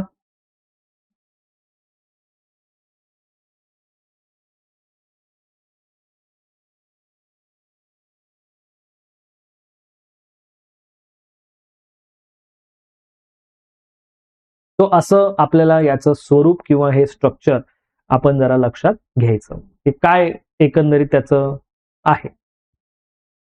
पुढे आता याच्या नंतर आहे ना तुम्हाला एकदम इंटरेस्टिंग फॅक्टर सांगायचं आहे की जसं की उत्क्रांतीच्या संबंधित, जसं की हा पॉइंट आपल्याला झाल्यानंतर आपण बघणार. बरं सर, याच्यावर मिनरल्स कोणते आहेत? इथे वॉटर आहे, अमोनिया आहे, मिथेन आईस आहे. आता तुम्हाला बघा एक छोटासा होमवर्क मी देऊन ठेवतो, यामध्ये आत्ताच देऊन ठेवतो. एक काम करतो, नाही तर पूर्ण ग्रहांचा आपले टॉपिक झाला की तुम्हाला होमवर्क देतो. मला आठवण द्या तुम्हाला होमवर्क सांगायला फक्त, ठीक आहे? टेम्परेचरचा पॉइंट काय लक्षात घ्या. Uranus is one of the coldest planet. Uranus जो आहे हा सगळ्यात कोल्ड प्लॅनेट म्हटला जात असतो, कारण तिथे टेम्परेचर तुम्हाला -224 डिग्री, मायनस मध्ये 224 डिग्री बोलतोय मी, एवढं टेम्परेचर तुम्हाला दिसतं. रिव्हॉल्युशन सर आता सूर्यापासून एवढा लांब आहे, 84 वर्ष लागतात याला सूर्याभोवती एक चक्कर पूर्ण करायला. 84 वर्ष सूर्याभोवती फिरण्यासाठी याला 84 वर्ष लागतात to complete one orbit around the sun. आणि रोटेशन पिरियड जर बघितलं around the its own axis, स्वतः भोवती फिरायला फक्त त्याला 17.2 तास लागतात. 17.2 तास हे फक्त त्याला स्वतः भोवती एक चक्कर पूर्ण करायला लागतं. Who discovered the planet? Sir शोध कोणी लावला या ग्रहाचा आणि कधी लावला? Uranus was discovered by William Herschel. William हर्शलने शोध लावला आणि हा कधी लावला? 13 मार्च 1781 मध्ये. सो बघा, मॅच द पेअर मध्ये तुम्हाला गुरु, शनी, युरेनस आणि नेपच्यून, गुरु, शनी, युरेनस, नेपच्यून या ग्रहांच्या संबंधित विचारलं जाऊ शकतं की शोध कोणी लावला ते सांगा. या ग्रहांच्या बाबतीत मात्र तुम्हाला तो प्रश्न येऊ शकेल. आलं लक्षात? 27 त्याचे उपग्रह आहेत ज्ञात असलेले, नोन असलेले. त्याच्यामध्ये टायटेनिया एक आहे आणि ओबेरॉन एक आहे आणि सोबत एक मिरांडा एक आहे, जे की वेल नोन आणि मोठे म्हणून आपण त्याचे उपग्रह म्हणून इथे कन्सिडर करतो. आलं लक्षात? आणि एक लास्ट येतो नेपच्यून. लास्ट ग्रह नेपच्यून. बरं सर, नेपच्यूनच्या संदर्भामध्ये त्याचे पॉइंट्स सांगा की काय काय घटक येतात. जसं की name of the planet, characteristics, temperature, revolution, axis, शोध कुणी लावला आणि नंबर ऑफ सॅटेलाइट. नाव नेपच्यून, सूर्यमालेतला सर्वात शेवटचा ग्रह. सूर्यमालेतला सर्वात शेवटचा ग्रह नेपच्यून. कॅरेक्टरिस्टिक्स ऑफ नेपच्यून काय आहे? नेपच्यूनचं कॅरेक्टरिस्टिक्स काय आहे सांगता येईल का? एक्झाम मध्ये विचारले जातात का? आतापर्यंत तर विचारलं नाहीये, पुढचं पॉसिबिलिटी माहित नाहीये. त्यामुळे जर तुम्हाला उपग्रह, काही मुख्य ग्रह आणि त्यांचे उपग्रह यांचा जोड्यांचा जर प्रश्न आला, कारण एक्झाम जी आहे ना, खरं सांगायचं झालं तर दिवसेंदिवस थोडंसं लेवल वाढत चाललेले आहे आणि हे तुम्हालाही माहिती आहे, मी सांगणं काही वेगळं नाहीये. त्यामुळे जर कदाचित फॉर एक्झाम्पल फक्त समजा मार्सच्या बाबतीमध्ये, ज्युपिटरच्या बाबतीत, युरेनसच्या बाबतीमध्ये, सॅटर्नच्या बाबतीमध्ये, युरेनसच्या बाबतीत, नेपच्यूनच्या बाबतीत जर काही विचारला गेला की मॅच द पेअर फॉर्म मध्ये, आता थोडी ना तिथे आपण चॅलेंज करू शकतो की सर आम्हाला तर माहित नव्हतं की विचारलं जाईल की नाही, तुम्ही उगाच विचारलं. चॅलेंज नाही ना, त्यामुळे ते करणं थोडंसं आवश्यक आहे, म्हणून मी तुम्हाला त्या पद्धतीने इन्फॉर्मेशन देतोय. मार्क बुस्टर मीन्स काय की आपल्याला एक एक मार्काचा विचार करायचा आहे, ज्या पॉसिबल थिंग्स आहेत त्या ऑल पॉसिबल थिंग्स आपल्या डोळ्यासमोरून गेल्या पाहिजे. समजतंय सर्वांना? तर आपला एक एक मार्क वाढणार आहे. मग सर आतापर्यंत आलं नव्हतं, मग पुढे पण येणार नाही याची शाश्वती तर मी पण नाही देणार. स्वतः आयोग घेत नाही तर मी तर बाजूलाच राहिलो. समजतंय? त्यामुळे ज्या गोष्टी आहेत त्या गोष्टी आपल्याला कराव्या लागतील. ऑब्व्हियसली रिव्हॉल्युशन, रोटेशन या गोष्टींवर तर प्रश्न पण दिसतो ना. जसं मी तुम्हाला उदाहरण दाखवलं ना बुध ग्रहाच्या संबंधित, शुक्र ग्रहाच्या संबंधित, ते प्रूव्हन एक्झाम्पल देतो का आहे, कारण तुम्हालाही ते समजलं पाहिजे की हा या गोष्टीवर असं येतंय म्हणजे आपल्याला ते करावं लागणार, त्याला सोडून चालणार नाही ना, हे लक्षात घ्या. आता नेपच्यूनचं कॅरेक्टरिस्टिक्स काय आलं की सर सगळ्यात लांब आहे, बरोबर की नाही? आणि नेपच्यूनवर सुद्धा ज्युपिटर सारखंच एक वादळ आपल्याला बघायला मिळतं. जसं की ज्युपिटरवर रेड स्पॉट होता, इथे तुम्हाला एक डार्क स्पॉट बघायला मिळतो. सर दाखवा बरं तो डार्क स्पॉट. आता इतका लांब आहे तो, हे बघा हा नेपच्यून आहे, एक डार्क स्पॉट दिसेल तुम्हाला. थोडा झूम करतो, इथे तुम्हाला दिसून येईल. इथे डार्क स्पॉट दिसतो आपल्याला, एक नेपच्यून डार्क स्पॉट दिसतोय का? हा हे बघा हा स्पॉट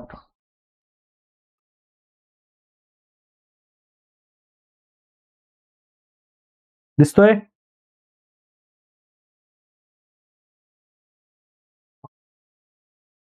कुठल्या ग्रहावर जास्त प्रश्न येऊ शकतात?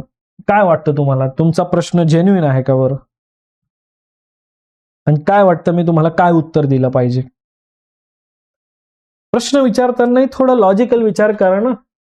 आपल्याला नाही माहित राहत की कोणत्या गोष्टीवर प्रश्न येणार आहे, कोणत्या गोष्टीवर प्रश्न विचारला जाणार आहे. समजते? कोणत्या ग्रहावर जास्त प्रश्न येईल, काय लॉजिकने उत्तर देऊ सांगा बरं मी तुम्हाला. नाही ना पॉसिबल ती गोष्ट, कारण माहित नाही ना आपल्याला त्या गोष्टीवर काय पॉईंट येणार आहे, याच गोष्टीवर हाच प्रश्न येणार आहे का. म्हणून मी काय सांगितलं की एका स्पेसिफिक फॉर्मॅटमध्ये इन्फॉर्मेशन अभ्यासा, त्या फॉर्मॅटमध्ये अभ्यासल्यावर त्याच्यावरचे मल्टिपल टाइप्स ऑफ क्वेश्चन्स तुम्ही सॉल्व्ह करू शकणार, हे तुम्ही विचारात घ्या. समजतंय? बरं, मग तुम्ही म्हणणार सर आतापर्यंत आलेल्या माहितीनुसार काय वाटतं? आतापर्यंत तर मला वाटतं की सर शुक्र ग्रहावर जास्त प्रश्न येतो किंवा बुध ग्रहाशी संबंधित जास्त प्रश्न येतो, आतापर्यंत नुसार जर मी बोललो तर. बट ऑल टाइम तेच पॉसिबल नाहीये ना. फीचर्स तर सगळ्यांचे वेगवेगळे आहेत, त्यामुळे आपण हे नाही कन्सिडर करू शकत की याच एका गोष्टीवर प्रश्न येईल का. समजलं ना? हे आपण बघायचं, हे लक्षात घ्या. आणि हा मात्र दुसरा पॉइंट पण मी तुम्हाला इथे क्लिअर करून दिला की मल्टिपल ऑप्शन्सचे प्रश्न तुम्हाला इथे करून ठेवावे लागतील. मल्टिपल फॉर्म मध्ये तुम्ही इथे प्रश्न अभ्यासून ठेवा, जे की मी ऑलरेडी तुम्हाला सांगितलेलं आहे. समजतं? बरं, मग सर ऍटमॉस्फिअर, क्रस्ट आणि मिनरल. ऍटमॉस्फिअर कसं आहे? हायड्रोजन आणि हेलियम जास्त आहे, मिथेन जास्त आहे, त्यामुळे निळसर रंग आहे, ब्ल्यू कलर आहे त्याला. क्रस्ट जर बघितलं तर सॉलिड क्रस्टचा इथे विषयच नाहीये, बरोबर की नाही. सोबत इथे काही ट्रेसेस आढळलेले आहेत, जसं की वॉटर, अमोनिया आणि मिथेनचे. खनिज जर बघितलं तर आयसी कंपाऊंड्सच जास्त आहे, पूर्ण थंड आहे. आयसी कंपाऊंड्स असल्या कारणाने या ग्रहाचं जे मिनरल स्ट्रक्चर आहे तिथे तुम्हाला हायड्रोजन, हेलियम आणि मिथेनच बघायला मिळतो. टेम्परेचरची रचना जर बघितली तर Neptune is a very cold, खूप थंड आहे. आणि जसं आपण बघितलं with an average temperature about इथे तुम्हाला -214 डिग्री सेल्सिअस, 214 डिग्री सेल्सिअस आपल्याला बघायला मिळतो. सर किती टाइम लागतो बरं याला सूर्याभोवती एक चक्कर पूर्ण करायला? ऑलमोस्ट 165 इयर्स, 165 वर्ष ऑलमोस्ट लागत असतात. आणि त्याच्या ओन ऍक्सिसला फिरण्यासाठी लागतात 16 तास. ओन ऍक्सिसचा विचार जर केला तर 16 तास लागतात. आलं लक्षात? Who discovered the planet and when? कुणी शोध लावला प्लॅनेटचा आणि कधी लावला? यामध्ये 2 व्यक्तींचे नावं लक्षात ठेवा. जॉहन गेल ज्यांना म्हटलं जातं, आणि उर्बेन ले व्हेरिये. उर्बेन ले व्हेरिये यांनी 1846 मध्ये 23 सप्टेंबर 1846 ला या ग्रहाचा शोध लावला. उपग्रह जर बघितलं तर याला 14 नोन असलेले उपग्रह आहे, 14. आणि लार्जेस्ट जर बघितलं तर ट्रायटन हा त्याचा एक सगळ्यात मोठा उपग्रह आपल्याला बघायला मिळतो, ट्रायटन. सो हे जे काही फॅक्ट किंवा फॅक्च्युअल इन्फॉर्मेशन जी आपण बघितली ना, ही तुम्हाला एक्झामच्या पॉइंट ऑफ व्ह्यूने खूप गरजेची आहे, खूप जास्त गरजेची आहे. बरं, मग सर आता मेन पॉइंट आपल्याला दिसतो की सर आम्हाला काही काही प्रश्न असे पण आलेले आहेत, जसं की इथे तुम्हाला दिसतंय स्क्रीनवरची इन्फॉर्मेशन की सर पृथ्वीच्या उत्क्रांती संबंधित, ग्रहांच्या उत्क्रांती संबंधित मध्ये कोणती थिअरी मांडलेली आहे, हे सुद्धा प्रश्न जास्त दिसतात. आलं लक्षात? हे सुद्धा प्रश्न आपल्याला जास्त दिसत असतात, हे इथे लक्षात घ्या. स्पेस क्राफ्ट किंवा मिशनच्या रिलेटेड प्रश्न जे आहेत हे करंट पर्स्पेक्टिव्हने येऊ शकेल, करंट अफेअरच्या पर्स्पेक्टिव्हने.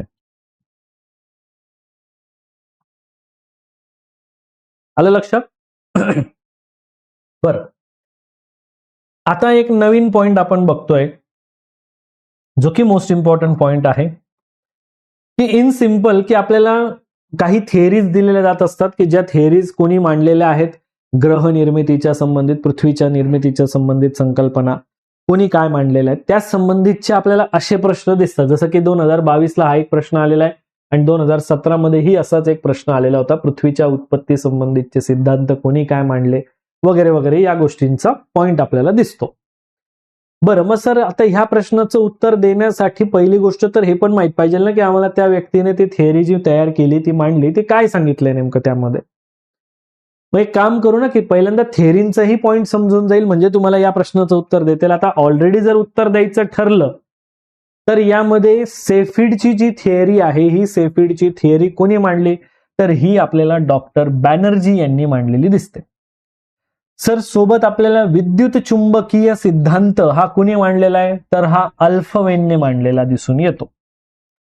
सर तेजोमेघ सिद्धांत जो आहे हा कुणी मांडलेला आहे, तर हा लॅपलासने मांडलेला सिद्धांत आपल्याला दिसतो. सर जोड तारा सिद्धांत जो आहे हा कुणी मांडलेला दिसतोय, तर हा मला सर लिटलटनने मांडलेला दिसतो. As per that point of व्ह्यूने माझं पहिलं उत्तर हे बरोबर आहे. सेम प्रश्न सर मला 2017 मध्ये पण विचारलेला होता. बघा आता अशा प्रश्नांमध्ये ना तुम्ही एलिमिनेशन बेसिसवर पण आन्सर काढू शकतात. एलिमिनेशनच्या बेसिसवर सुद्धा तुम्ही आन्सर काढू शकतात, हे लक्षात असू द्या. हे बाय डिफॉल्ट तुम्हाला फिक्स समजून घ्यायचं आहे. जर मला समजा आता दोन गोष्टी माहिती आहेत, ठीक आहे. जर मला हे माहिती आहे की चेंबरलिनची जी संकल्पना आहे ही प्लॅनेटेसिमल थिअरी आपण म्हणतो, ग्रह कण संकल्पना ज्याला आपण म्हणत असतो, आणि मला सर लॅपलासची गोष्ट माहिती की लॅपलासची थिअरी म्हणजे तेजोमेघ संकल्पना, नेब्युलर हायपोथेसिस. आता ह्या दोन गोष्टी जर मला माहित आहे, यानुसार माझा आन्सर बघा, बी मध्ये मला 3 आणि सी मध्ये मला 4 दिसतोय. बी मध्ये मला 3 दिसतोय आणि सी मध्ये मला बी मध्ये 3 आणि सी मध्ये 4. तर बघा बी मध्ये 3 आला. एक जरी ऑप्शन इथे तुम्हाला जोडता येतोय तरी तुमचा आन्सर इथे तुम्हाला मिळून जाते की ऑप्शन 4 हे करेक्ट आहे. समजलं का मला काय सांगायचंय की एक जरी तुम्हाला माहिती असेल किंवा कधी कधी एकच्या ऐवजी मग आयोग तुमच्या पुढचा असतोय, तिथे दोन गोष्टी कन्फ्युज करेल. जसं की आता समजा इथे हा पॉइंट आहे बघा, एखाद्याला जर वाटतंय समजा असं समजून घ्या की लॅपलासचं उत्तर भरती कल्पना राहिलं असतं, तर मात्र कन्फ्युजन झालं असतं ना की हे उत्तर आहे की हे उत्तर आहे. अशा वेळेसाठी तुम्हाला कमीत कमी 2-3 थिअरीज इथे व्यवस्थित माहिती पाहिजे, मग तुम्हाला आन्सर व्यवस्थित येऊन जातो. समजतंय? सो एलिमिनेशन प्रोसेसने आन्सर काढण्यासाठी मॅच द पेअरचे प्रश्न असतील किंवा त्याच्यामध्ये योग्य अयोग्यचा प्रश्न असेल, त्यातून तुम्ही त्या गोष्टी काढू शकता. पण मात्र त्यासाठी त्या कन्सेप्ट माहिती पाहिजे. जसं की आता कन्सेप्ट माहिती करून घेऊया आपण. आता बघा काय होतं की हे जे सगळे थिअरीज आहेत ना, हे इव्हॉल्युशन ऑफ अर्थ मध्ये किंवा इव्हॉल्युशन ऑफ प्लॅनेट्स मध्ये, इव्हॉल्युशन ऑफ सोलर सिस्टीम मध्ये अभ्यासल्या जाणाऱ्या कन्सेप्ट आहेत. ग्रह, पृथ्वी, सूर्यमाला यांची उत्क्रांती कशी झाली त्या संबंधित जर काही सिद्धांत विचारले गेले तर या थिअरीज अभ्यासाव्या लागतात. ठीक आहे, एक काम करू की या थिअरीजचा पार्ट आपण व्यवस्थित समजून घेऊ की थिअरीज काय सांगतात हे नेमकं. ठीक आहे, बरं. सो पहिली थिअरी आपण लक्षात ठेवायची, कॉम्टे डी बफॉनने तयार केलेली थिअरी. कॉम्टे डी बफॉन नावं लक्षात असू द्या फक्त यामध्ये. कॉम्टे डी बफॉन यांनी पृथ्वीच्या उत्क्रांती संबंधित जी मांडलेली थिअरी होती, त्या थिअरीचं नाव दिलेलं होतं नेब्युलर हायपोथेसिस. नेब्युलर हायपोथेसिस हे त्या कन्सेप्टचं नाव आपल्याला बघायला मिळतंय. आलं लक्षात? ठीक आहे, सांगतो होमवर्क पण सांगेल, काळजी करू नका, काय मला लक्षात आहे. नेब्युलर हायपोथेसिस हा एक पॉइंट आपण बघतो. आता नेब्युलर हायपोथेसिस ही थिअरी मांडणारा व्यक्ती कोण? Comte de Buffon. काय कन्सेप्ट मांडली? त्याचं म्हणणं होतं, Buffon propose that the sun and planet form from a large rotating cloud of gas and dust. यांचं म्हणणं असं होतं की ही संपूर्ण सूर्यमाला, ग्रहमाला वगैरे ही जी तयार झालेली आहे, ही तयार कशी झाली की एक मोठ्या आकाराचा ढग होता, नेब्युला होता. नेब्युलाला आपण तेजोमेघ म्हटलं जात असतं. म्हणजेच ही संकल्पना तेजोमेघ परिकल्पना किंवा तेजोमेघ हायपोथेसिस म्हणून आपण तिला बघतो. आलं लक्षात? म्हणजे कॉम्टे डी बफॉन हा व्यक्ती की ज्याने तेजोमेघ संकल्पना, तेजोमेघ परिकल्पना मांडलेली होती. आणि त्याचं म्हणणं होतं की ही संपूर्ण ग्रहमाला, सोलर सिस्टीम, पृथ्वी सगळं हे कशापासून तयार झालं की एक मोठा नेब्युला होता आणि या नेब्युला पासून एक नेब्युला काय असतो तुम्हाला नेब्युला दाखवतो बघा. हा नेब्युला आहे जो की एक क्लाउड आहे, जो गॅस आणि डस्ट पासून तयार झालेला क्लाउड आहे. ठीक आहे, आता इथेच आहे आपण, इथेच आहे हे लक्षात घ्या. म्हणजे इथून आपण एक एक पॉईंट समजून घेणार. आता जी कॉम्टे डी बफॉनने थेअरी मांडली त्याचं म्हणणं होतं की सर नेब्युला इनिशियली असा होता, एक मोठा ढग होता, क्लाउड होता, जो गॅस, डस्ट, आयसी पार्टिकल्सने तयार झालेला होता. ठीक आहे, आणि हा जो क्लाउड होता हा रोटेटिंग क्लाउड होता, हा फिरणारा होता, म्हणजे चक्राकार फिरणारा होता.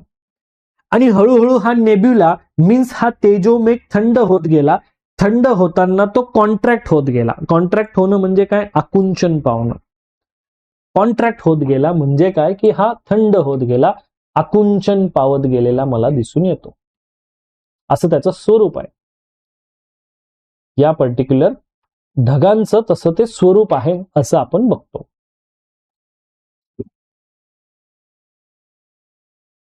ठीक आहे सर, समजतंय की ऍक्च्युअल मध्ये हे नेमकं काय आहे, ऍक्च्युअल मध्ये नेमकं हे कसं काम करतंय हे समजतंय, बरोबर की नाही? मग आता सर याचा फीचर म्हणजे आता बघा ऑलरेडी आपण बघतोय की हे कॉन्ट्रॅक्ट झालं आणि मग प्लॅनेट फॉर्म झाले आणि ही संकल्पना मांडली गेलेली होती 1749 मध्ये. Sir it's a very early, हे खूप लवकर मांडलं गेलेलं होतं, खूप अगोदरच्या टाइम मध्ये हे मांडलं गेलेलं दिसून येतंय, खूप अगोदरची संकल्पना मला दिसून येते. मग सर बफॉनचं हायपोथेसिस एक प्रकारे आपण एक प्रायमरी, एक अर्ली अटेम्प्ट म्हणू शकतो. एक प्रायमरी अटेम्प्ट किंवा एक अर्ली अटेम्प्ट म्हणून आपण इथे बघतो की ज्या अटेम्प्टमध्ये, ज्या कन्सेप्टमध्ये formation of solar system from the nebula आपल्याला समजून येतो. Formation of solar system from the nebula म्हणजे काय की इथून पुढे येणाऱ्या थिअरीजसाठी एक फाउंडेशनल बेस इथे आपल्याला मिळालेला दिसतो. अच्छा ठीक आहे सर, नेब्युला काय होता ते कळलं, फिरणारा होता ते पण कळलं. त्याच्या पुढे इमॅन्युअल कांट यांनी दुसरी संकल्पना मांडली, ज्याला इमॅन्युअल कांट यांनी मांडलेली जी थिअरी होती तिचं नाव दिलेलं होतं कांट्स नेब्युलर हायपोथेसिस. कारण ओनली नेब्युलर हायपोथेसिस कोणी मांडली? ओनली नेब्युलर हायपोथेसिस कोणी मांडली हे लक्षात आलं का? सेपरेट होऊन नाही, कॉन्ट्रॅक्ट होऊन, एकत्र येऊन तयार झाले. सेपरेट कसं काय होतील? या क्लाउड्स मधले पार्टिकल्स एकत्र येऊन तयार झालेली ही कन्सेप्ट आहे. आलं लक्षात? बर, मग आता कॉम्टे डी बफॉनची जी थिअरी होती तिला नाव होतं नेब्युलर हायपोथेसिस. त्याच्यामध्ये कांटने काही नवीन केलं म्हणून त्या नवीन कल्पनेला नाव दिलं गेलं कांट्स नेब्युलर हायपोथेसिस.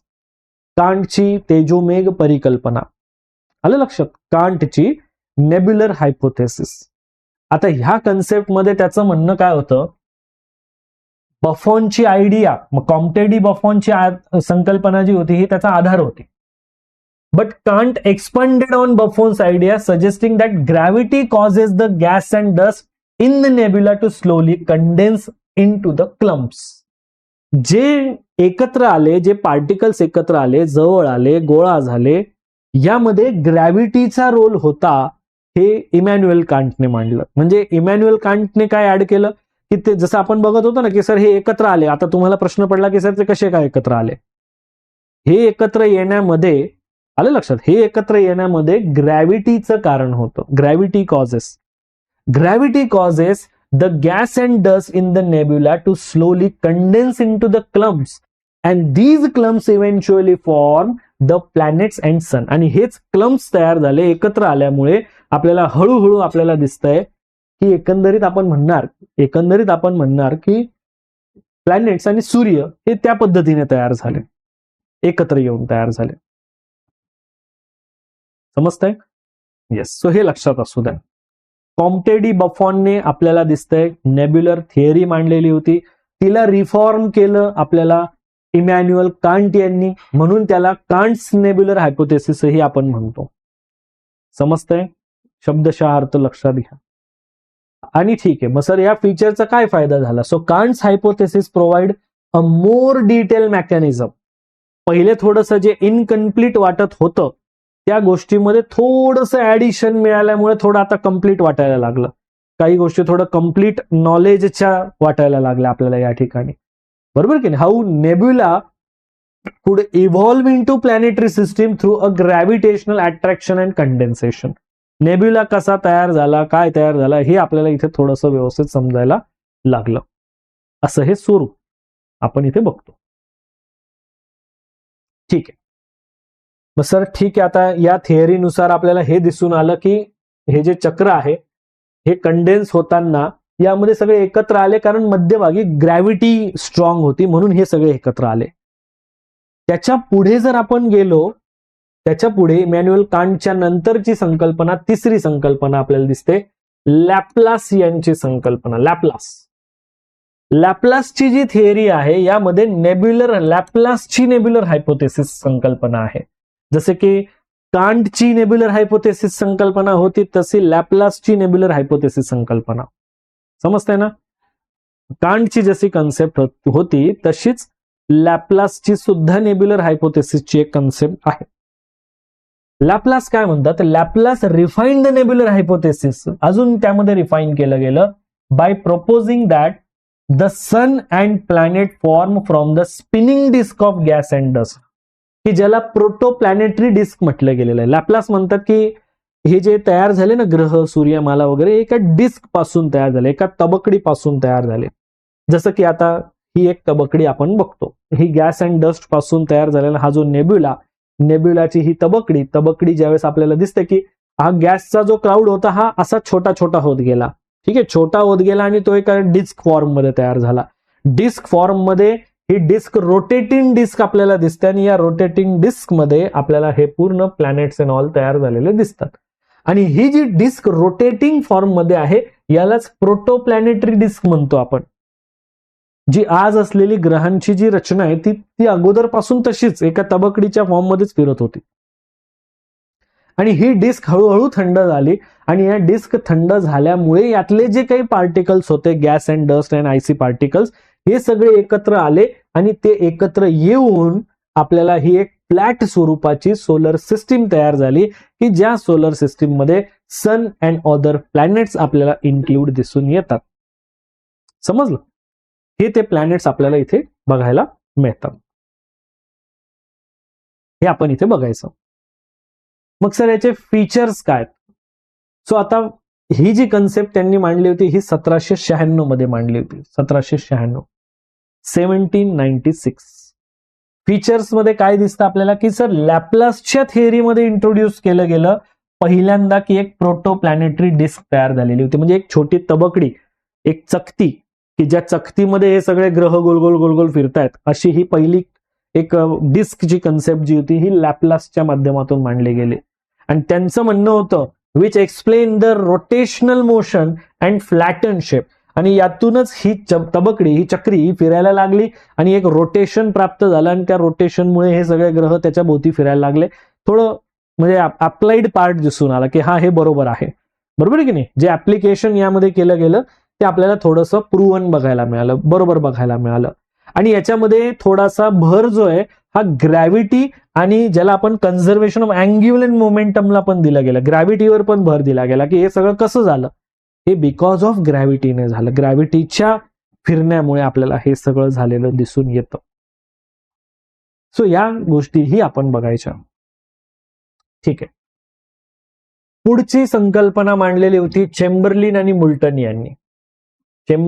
मुल्टन यांनी मांडली.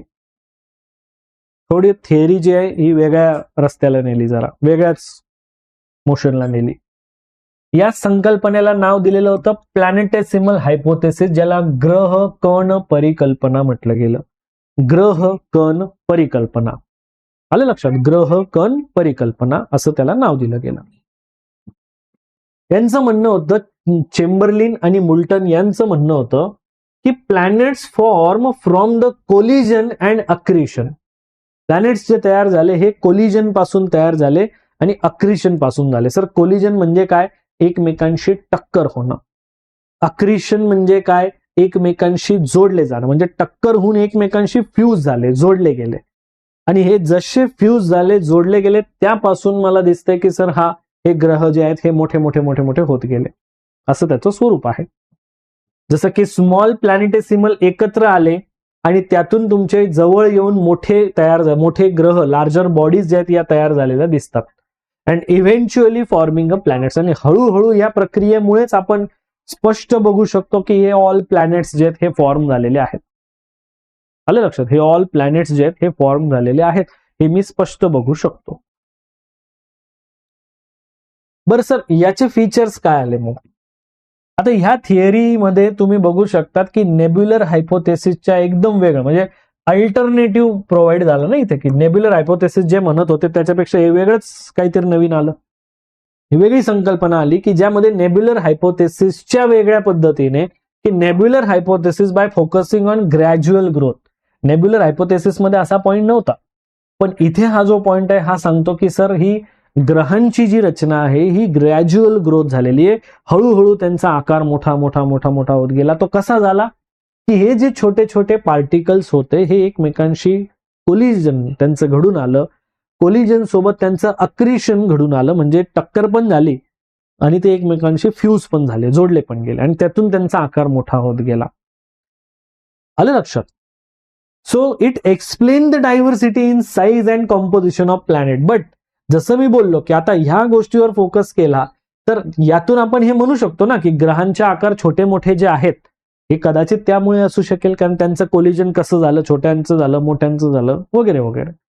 हे त्या बेसिसवर आपल्याला आकारांचाही भाग दिसून येतो की हा थोडंसं अप्लाय होतंय की ही कन्सेप्ट पण त्याला थोडं जुळणारी दिसून येत असते. पुढची एक कन्सेप्ट आपल्याला दिसते, sir James Jeans and Harold Jeffrey. Sir James Jeans आणि हॅरोल्ड जेफ्री यांची संकल्पना. ही जी संकल्पना आहे अगोदरच्या दोघांच्याही एकदम वेगळंच काहीतरी आपण म्हणू शकतो अशी ही संकल्पना. या संकल्पनेला नाव दिलेलं आहे भरती परिकल्पना, टायडल हायपोथेसिस. भरती परिकल्पना म्हणजेच टायडल हायपोथेसिस असं या कन्सेप्टला, असं या परिकल्पनेला दिलेलं हे नाव आपण लक्षात ठेवायचं. असं ही थीम आपण इथे लक्षात घ्यायची. आलं लक्षात? सो काय होतं की अशा या कन्सेप्ट मधून आपल्याला गोष्टी क्लिअर होऊन जातात की काय कन्सेप्ट आपण ऍक्च्युअल मध्ये अभ्यासतोय, बरोबर की नाही, काय कन्सेप्ट जी आपण बघतोय ती किती इम्पॉर्टंट आहे आणि काय, या सगळ्या गोष्टी आपल्याला इथे समजून जातात. बर मग सर या थिअरीला नाव आहे टायडल हायपोथेसिस. मांडणारे व्यक्ती सर जेम्स जीन्स आणि हॅरोल्ड जेफ्री.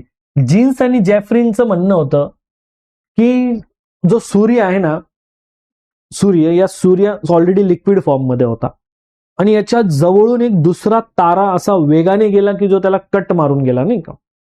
आणि कट मारून गेल्यामुळे त्याच्या ग्रॅव्हिटेशनल फोर्समुळे काय झालं की या ठिकाणी या सूर्यापासूनचे काही पार्टिकल्स जे असतील लिक्विड वगैरे घटक हे असे लांब ओढल्या गेले. आलं लक्षात? समजलं का काय म्हणतोय मी? की हा एक दुसरा स्टार सूर्याच्या जवळून एकदम असा वेगात गेला, कट मारून गेला आणि यावरून जे पण काही लिक्विड पार्टिकल होते हे यातून असे सेपरेट होऊन या ठिकाणी आलेले दिसतात. असं त्याचं ते स्वरूप म्हटलं गेलं. राईट?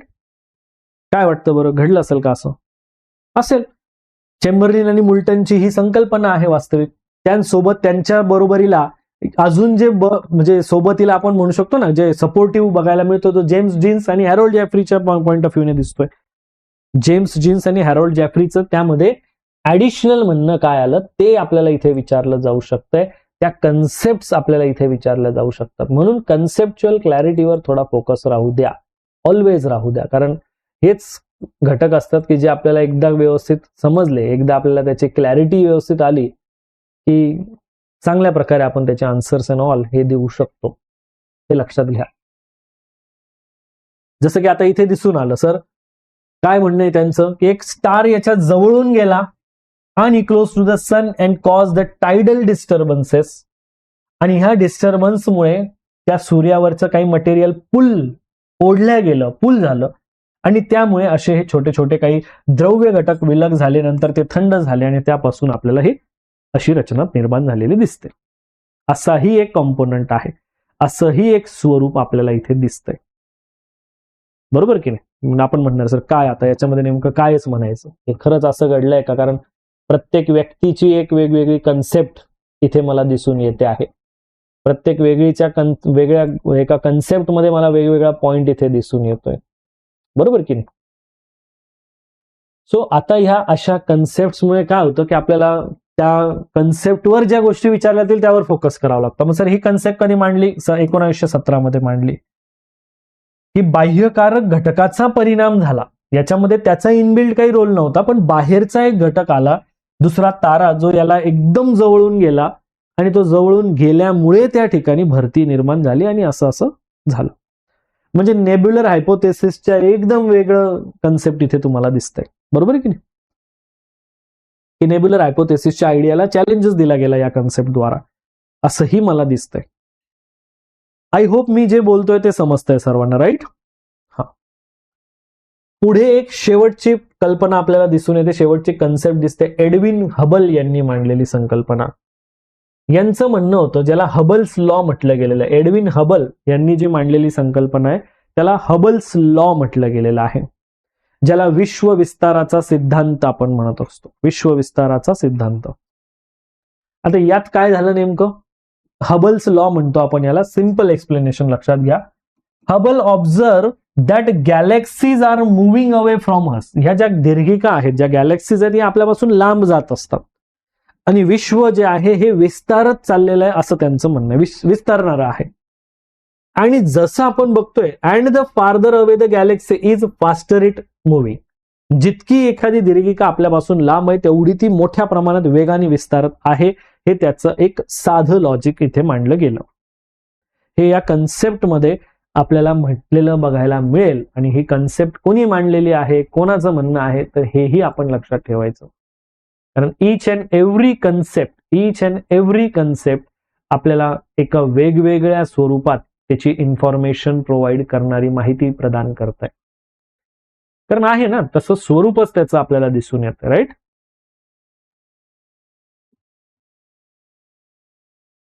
अच्छा, ठीक आहे सर. मग सर ह्या कन्सेप्टमुळे ना युनिव्हर्स एक्सपांड होतंय, यासाठी एक फाउंडेशनल कन्सेप्ट आपल्याला मिळाली की युनिव्हर्स एक्सपांड होत आहे, विश्व विस्तारत चाललेलं आहे, ही जी कन्सेप्ट आहे, बरोबर की नाही, विश्व विस्तारत चाललेलं आहे, ही कन्सेप्ट आपल्याला यामधून मिळते. आणि ह्या कन्सेप्टला मांडलेलं होतं 1929 मध्ये, 1929 मध्ये. आणि हबलची डिस्कव्हरी जी आहे, ही संकल्पना बिग बँग थिअरी जी आहे, आणि बिग बँग थिअरीला सपोर्ट करणारी आहे. विश्व विस्तार त्यामुळेच होतोय. आणि विशेष की आपलं अंडरस्टँडिंग जे युनिव्हर्सच्या इव्हॉल्युशन सोबत, त्याला पूर्णपणे बदलणारी कन्सेप्ट आपल्याला यातून दिसते. की हा, बरोबर आहे की एक मोठा ब्लास्ट झाला होता, बिग बँग ब्लास्ट ज्याला आपण म्हणतो, आणि त्यातून हे विश्व अजूनही विस्तारत चाललेलं आहे. ही जी संकल्पना आहे, ही आपल्याला एडविन हबल यांनी मांडलेली दिसून येते.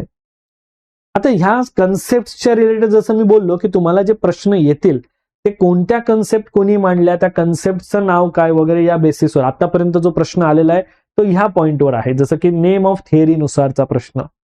बट कदाचित एखादा भविष्यात प्रश्न असाही येऊ शकतोय की त्या थिअरीज कुणी एक्सप्लेन, म्हणजे कुणी मांडलेल्या होत्या, तर त्याच्यामध्ये ती थिअरी काय होती त्यावर एखादा विधानात्मक प्रश्न येऊ शकतो.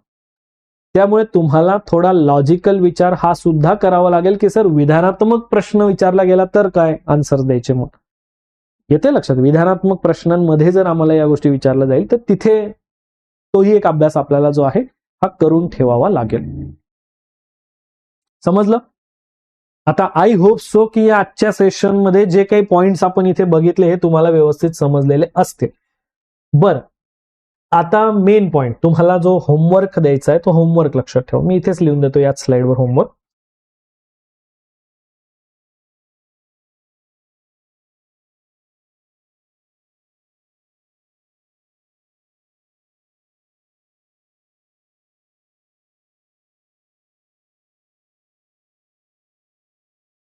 होमवर्क मध्ये लक्ष द्या. ग्रहमाला आणि ग्रहमालेमध्ये all factual point, factual point मध्ये काय काय घटक येणार, जसं की त्याचं परिवलन कालावधी, परिभ्रमण कालावधी, त्याचा रोटेशन रिव्हॉल्युशनच्या सोबतीला त्याचे उपग्रह किती, समजतंय. परिवलन परिभ्रमण मध्ये कोणता कालावधी जास्त आहे? शुक्र हा एकमेव ग्रह आहे की ज्याचा दिवस मोठा आहे वर्षापेक्षा, म्हणून मी बोललो की तो एक सेपरेट वेगळंच कॅरेक्टरिस्टिक्स असणारा ग्रह आहे कम्पेअर टू अदर्स. त्यामुळे तुम्हाला त्या दोघांच्या तुलनात्मक घटकांचा, मी जेही पॅरामीटर्स दिले ना आज, तापमान दिलं, त्याची म्हणजे आपण बघितलं ना त्याचं परिवलन काय, परिभ्रमण काय, त्याचे वैशिष्ट्य काय, कॅरेक्टरिस्टिक्स काय, त्याचे उपग्रह किती, शोध कोणी लावला, सो एव्हरीथिंग ह्या गोष्टी तुम्ही तुमच्या नोट्समध्ये अगदी काळजीपूर्वक आणि वेगवेगळ्या प्रश्नांचा विचार करून तुम्ही हा टॉपिक अभ्यासणार. बरं, प्रश्नांचा विचार काय काय करायचा आहे, प्रश्नांचे प्रकार काय काय असू शकतात, लक्षात ठेवा. प्रश्न प्रकार काय असू शकतात? एक तर तुम्हाला विधानात्मक प्रश्न येऊ शकतो, विसंगत पर्याय ओळखा वगैरे सारखा प्रश्न येऊ शकतोय, जोड्या लावा सारखा प्रश्न येऊ शकतोय, बरोबर की नाही. त्याच्यासोबत तुम्हाला काही एखाद्या पर्टिक्युलर ग्रहावरचा स्पेसिफिक फॅक्च्युअल प्रश्न विचारला जाऊ शकतोय, एखादा क्रमवारीचा प्रश्न तुम्हाला विचारला जाऊ शकतोय. समजताय का मी काय काय पॉइंट्स इथे बोलतोय? सो काय होतं की हे ऑल ऍस्पेक्ट्स हे ऑल ऍस्पेक्ट्स विचार करून हा टॉपिक अभ्यासायचा आहे. हा तुमचा होमवर्क, आणि मी जे आज शिकवलेलं सगळं घटक आहे तो या टॉपिक नुसार बघायचा आहे. दुसरी गोष्ट,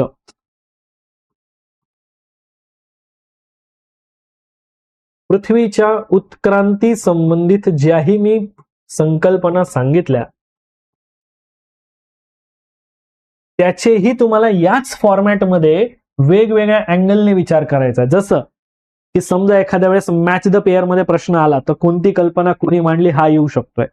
दुसरं की कोणत्या कल्पनेचा एक्सप्लेनेटरी पार्ट काय होता, म्हणजे ही संकल्पना काय आहे ऍक्च्युअल, जसं की प्लॅनेटेसिमल संकल्पना, ग्रह कण परिकल्पना काय आहे, त्याचं तुम्हाला एक एक्सप्लेनेटरी पार्ट विचारला जाऊ शकतो एखाद्या विधानामध्ये, किंवा जोड्या लावा विचारलं जाऊ शकतं, जसं की कोणती संकल्पना कोणी मांडली, कधी मांडली, त्याचा एक पॉइंट येऊ शकतोय. सो म्हणून जेही तुम्ही अभ्यासणार होमवर्क मध्ये तुम्हाला मात्र एक गोष्ट लक्षात ठेवायची की अगदी क्रिस्टल क्लिअर पार्ट, प्रश्न आयोग काय विचारू शकतोय याचा अंदाज तुम्ही घ्यायचा आहे. आणि मी तुम्हाला आज प्रश्नाचे सॅम्पल पण दाखवले की आयोग कशा पद्धतीने प्रश्न विचारतो, त्याच्या नेक्स्ट लेवलला जाऊन आपण विचार करायचा. समजतंय? येस. सो हे लक्षात आहे, तुम्हाला पाहिजे त्या फॉर्मॅटमध्ये तुम्ही अभ्यासा. मेक शुअर बुलेट पॉइंटने अभ्यासा, कारण त्या गोष्टी जास्त चांगल्या प्रकारे समजतात. समजतंय? बुलेट पॉइंट फॉर्मॅटमध्ये तुमच्या नोट्स तुम्ही काढू शकतात. आणि बघा फॉर्मॅट हा चेंज होतो. जसं की आता समजा मला या सगळ्या ग्रहांचा जर फक्त रिव्हॉल्युशन रोटेशन पॉइंट बघायचा असेल तर मी सिंपल टेबल बनवेल त्याचा. हे टॉपिक टू टॉपिक व्हॅरी होईल, जे की तुम्हाला करावं लागेल. तुम्हाला कोणती प्रोसेस सुटेबल आहे हे तुमच्या हातात आहे, तुम्हाला ते समजणार आहे, बरोबर की नाही. त्यानुसार ते तुम्हाला काम करायचं आहे. आणि ह्या संकल्पना व्यवस्थित अभ्यासून नोट्स काढायच्या आणि व्यवस्थित त्याला रिवाइज करायचंय. होमवर्क समजलाय सर्वांना? आजच्या कन्सेप्ट पण सगळ्यांना समजला का, की प्रश्न कसे येऊ शकतात, आपल्याला कोणत्या टॉपिकवर येऊ शकतात, सूर्यमाला आणि पृथ्वीच्या उत्क्रांतीच्या संकल्पना आय होप सो समजल्या असतील तुम्हाला, राईट. सेशनला व्यवस्थित रिव्हिजन द्या. रेकॉर्डेड सेशन बघत असताना त्याच्यानंतर तुम्ही नोट्स काढायच्या असतात. नोट्स काढायच्या कधी त्याचा साधा सोपा फॉर्म्युला सांगतो. क्लास बघताना लगेच कधीच नका काढू. हा, जर क्लास बघताना काढायच्या असतील तर त्या फक्त रफली काहीतरी लिहित चला, जर तुम्हाला वाटत असेल, जे महत्वाचं वाटत असेल. बट तुमच्या फायनल नोट्स क्लास झाल्यानंतर जेव्हा तुम्ही रेकॉर्डिंग क्लास बघतात त्याच्यानंतर सेम टॉपिक रेफरन्सेस मध्ये वाचतात, रेफरन्सेस मध्ये 2 वेळा रीडिंग झाल्यानंतर नोट्स काढायच्या. समजते? नंतर नोट्स काढायच्या. बुक्स मी रेफर करेल तुम्हाला, सांगत राहील वेळोवेळी, तसं टेन्शन नका घेऊ. ठीक आहे. सो त्या पद्धतीने जर गेले तर तुम्हाला त्याचा फायदा होईल, हे लक्षात असू द्या. आणि मार्क वाढवण्यासाठी तुमचं स्वतःचा mindset as a question form करणारा असला पाहिजे, की तुम्ही स्वतः प्रश्न बनवतात जेही आयोगाच्या पद्धतीचे असतील. आयोग कसा प्रश्न विचारतो त्या पद्धतीने, आणि देन तुम्हाला या गोष्टी सोप्या वाटायला लागतील. क्लिअर? बरं, आजचा सेशन व्यवस्थित समजलाय सर्वांना? क्रिस्टल क्लिअर सगळ्या कन्सेप्ट मी सांगितल्या त्या लक्षात आल्यात का एव्हरीवन? प्रश्न कसे येतात तेही समजलं? येस. आता आज पहिला सेशन होता. हळूहळू जसजसं आपण एक एक टॉपिक कडे पुढे मूव्ह ऑन होत जाणार, तुम्हाला अजून यामधलं नॉलेज जे व्यवस्थित येत जाईल. पहिल्याच दिवशी सगळं काही आपल्याला एकदम बेस्ट आपण मास्टर तर बनत नाही ना. हळूहळू सगळ्या गोष्टी ग्रॅब होतील, पण डे बाय डे इम्प्रुव्हमेंट करण्याकडे तुमचा फोकस ठेवावा लागेल. सांगितलेल्या गोष्टी व्यवस्थित करा, तुम्हाला सेल्फ इम्प्रुव्हमेंटसाठी ते खूप फायद्याचं आहे. आलं लक्षात? अभ्यासाच्या प्रोसेसमध्ये सेल्फ इम्प्रुव्हमेंटकडेही फोकस करा, की आपण कशा पद्धतीने त्या गोष्टी अभ्यासतोय. हे तुम्हाला अभ्यासात खूप इम्पॉर्टंट राहील. ठीक, चला तर भेटूया आता आपल्या उद्याच्या सेशनमध्ये. आजच्या सेशनला तुमचा 5 स्टार रेटिंग फीडबॅक नक्कीच द्या. आजच्या या सेशनला तुमचा 5 स्टार रेटिंगचा फीडबॅक अवश्य द्या. ठीक आहे, चला भेटूया उद्याच्या क्लासमध्ये नवीन टॉपिकसह, नवीन माहितीसह. थँक्यू. जय हिंद.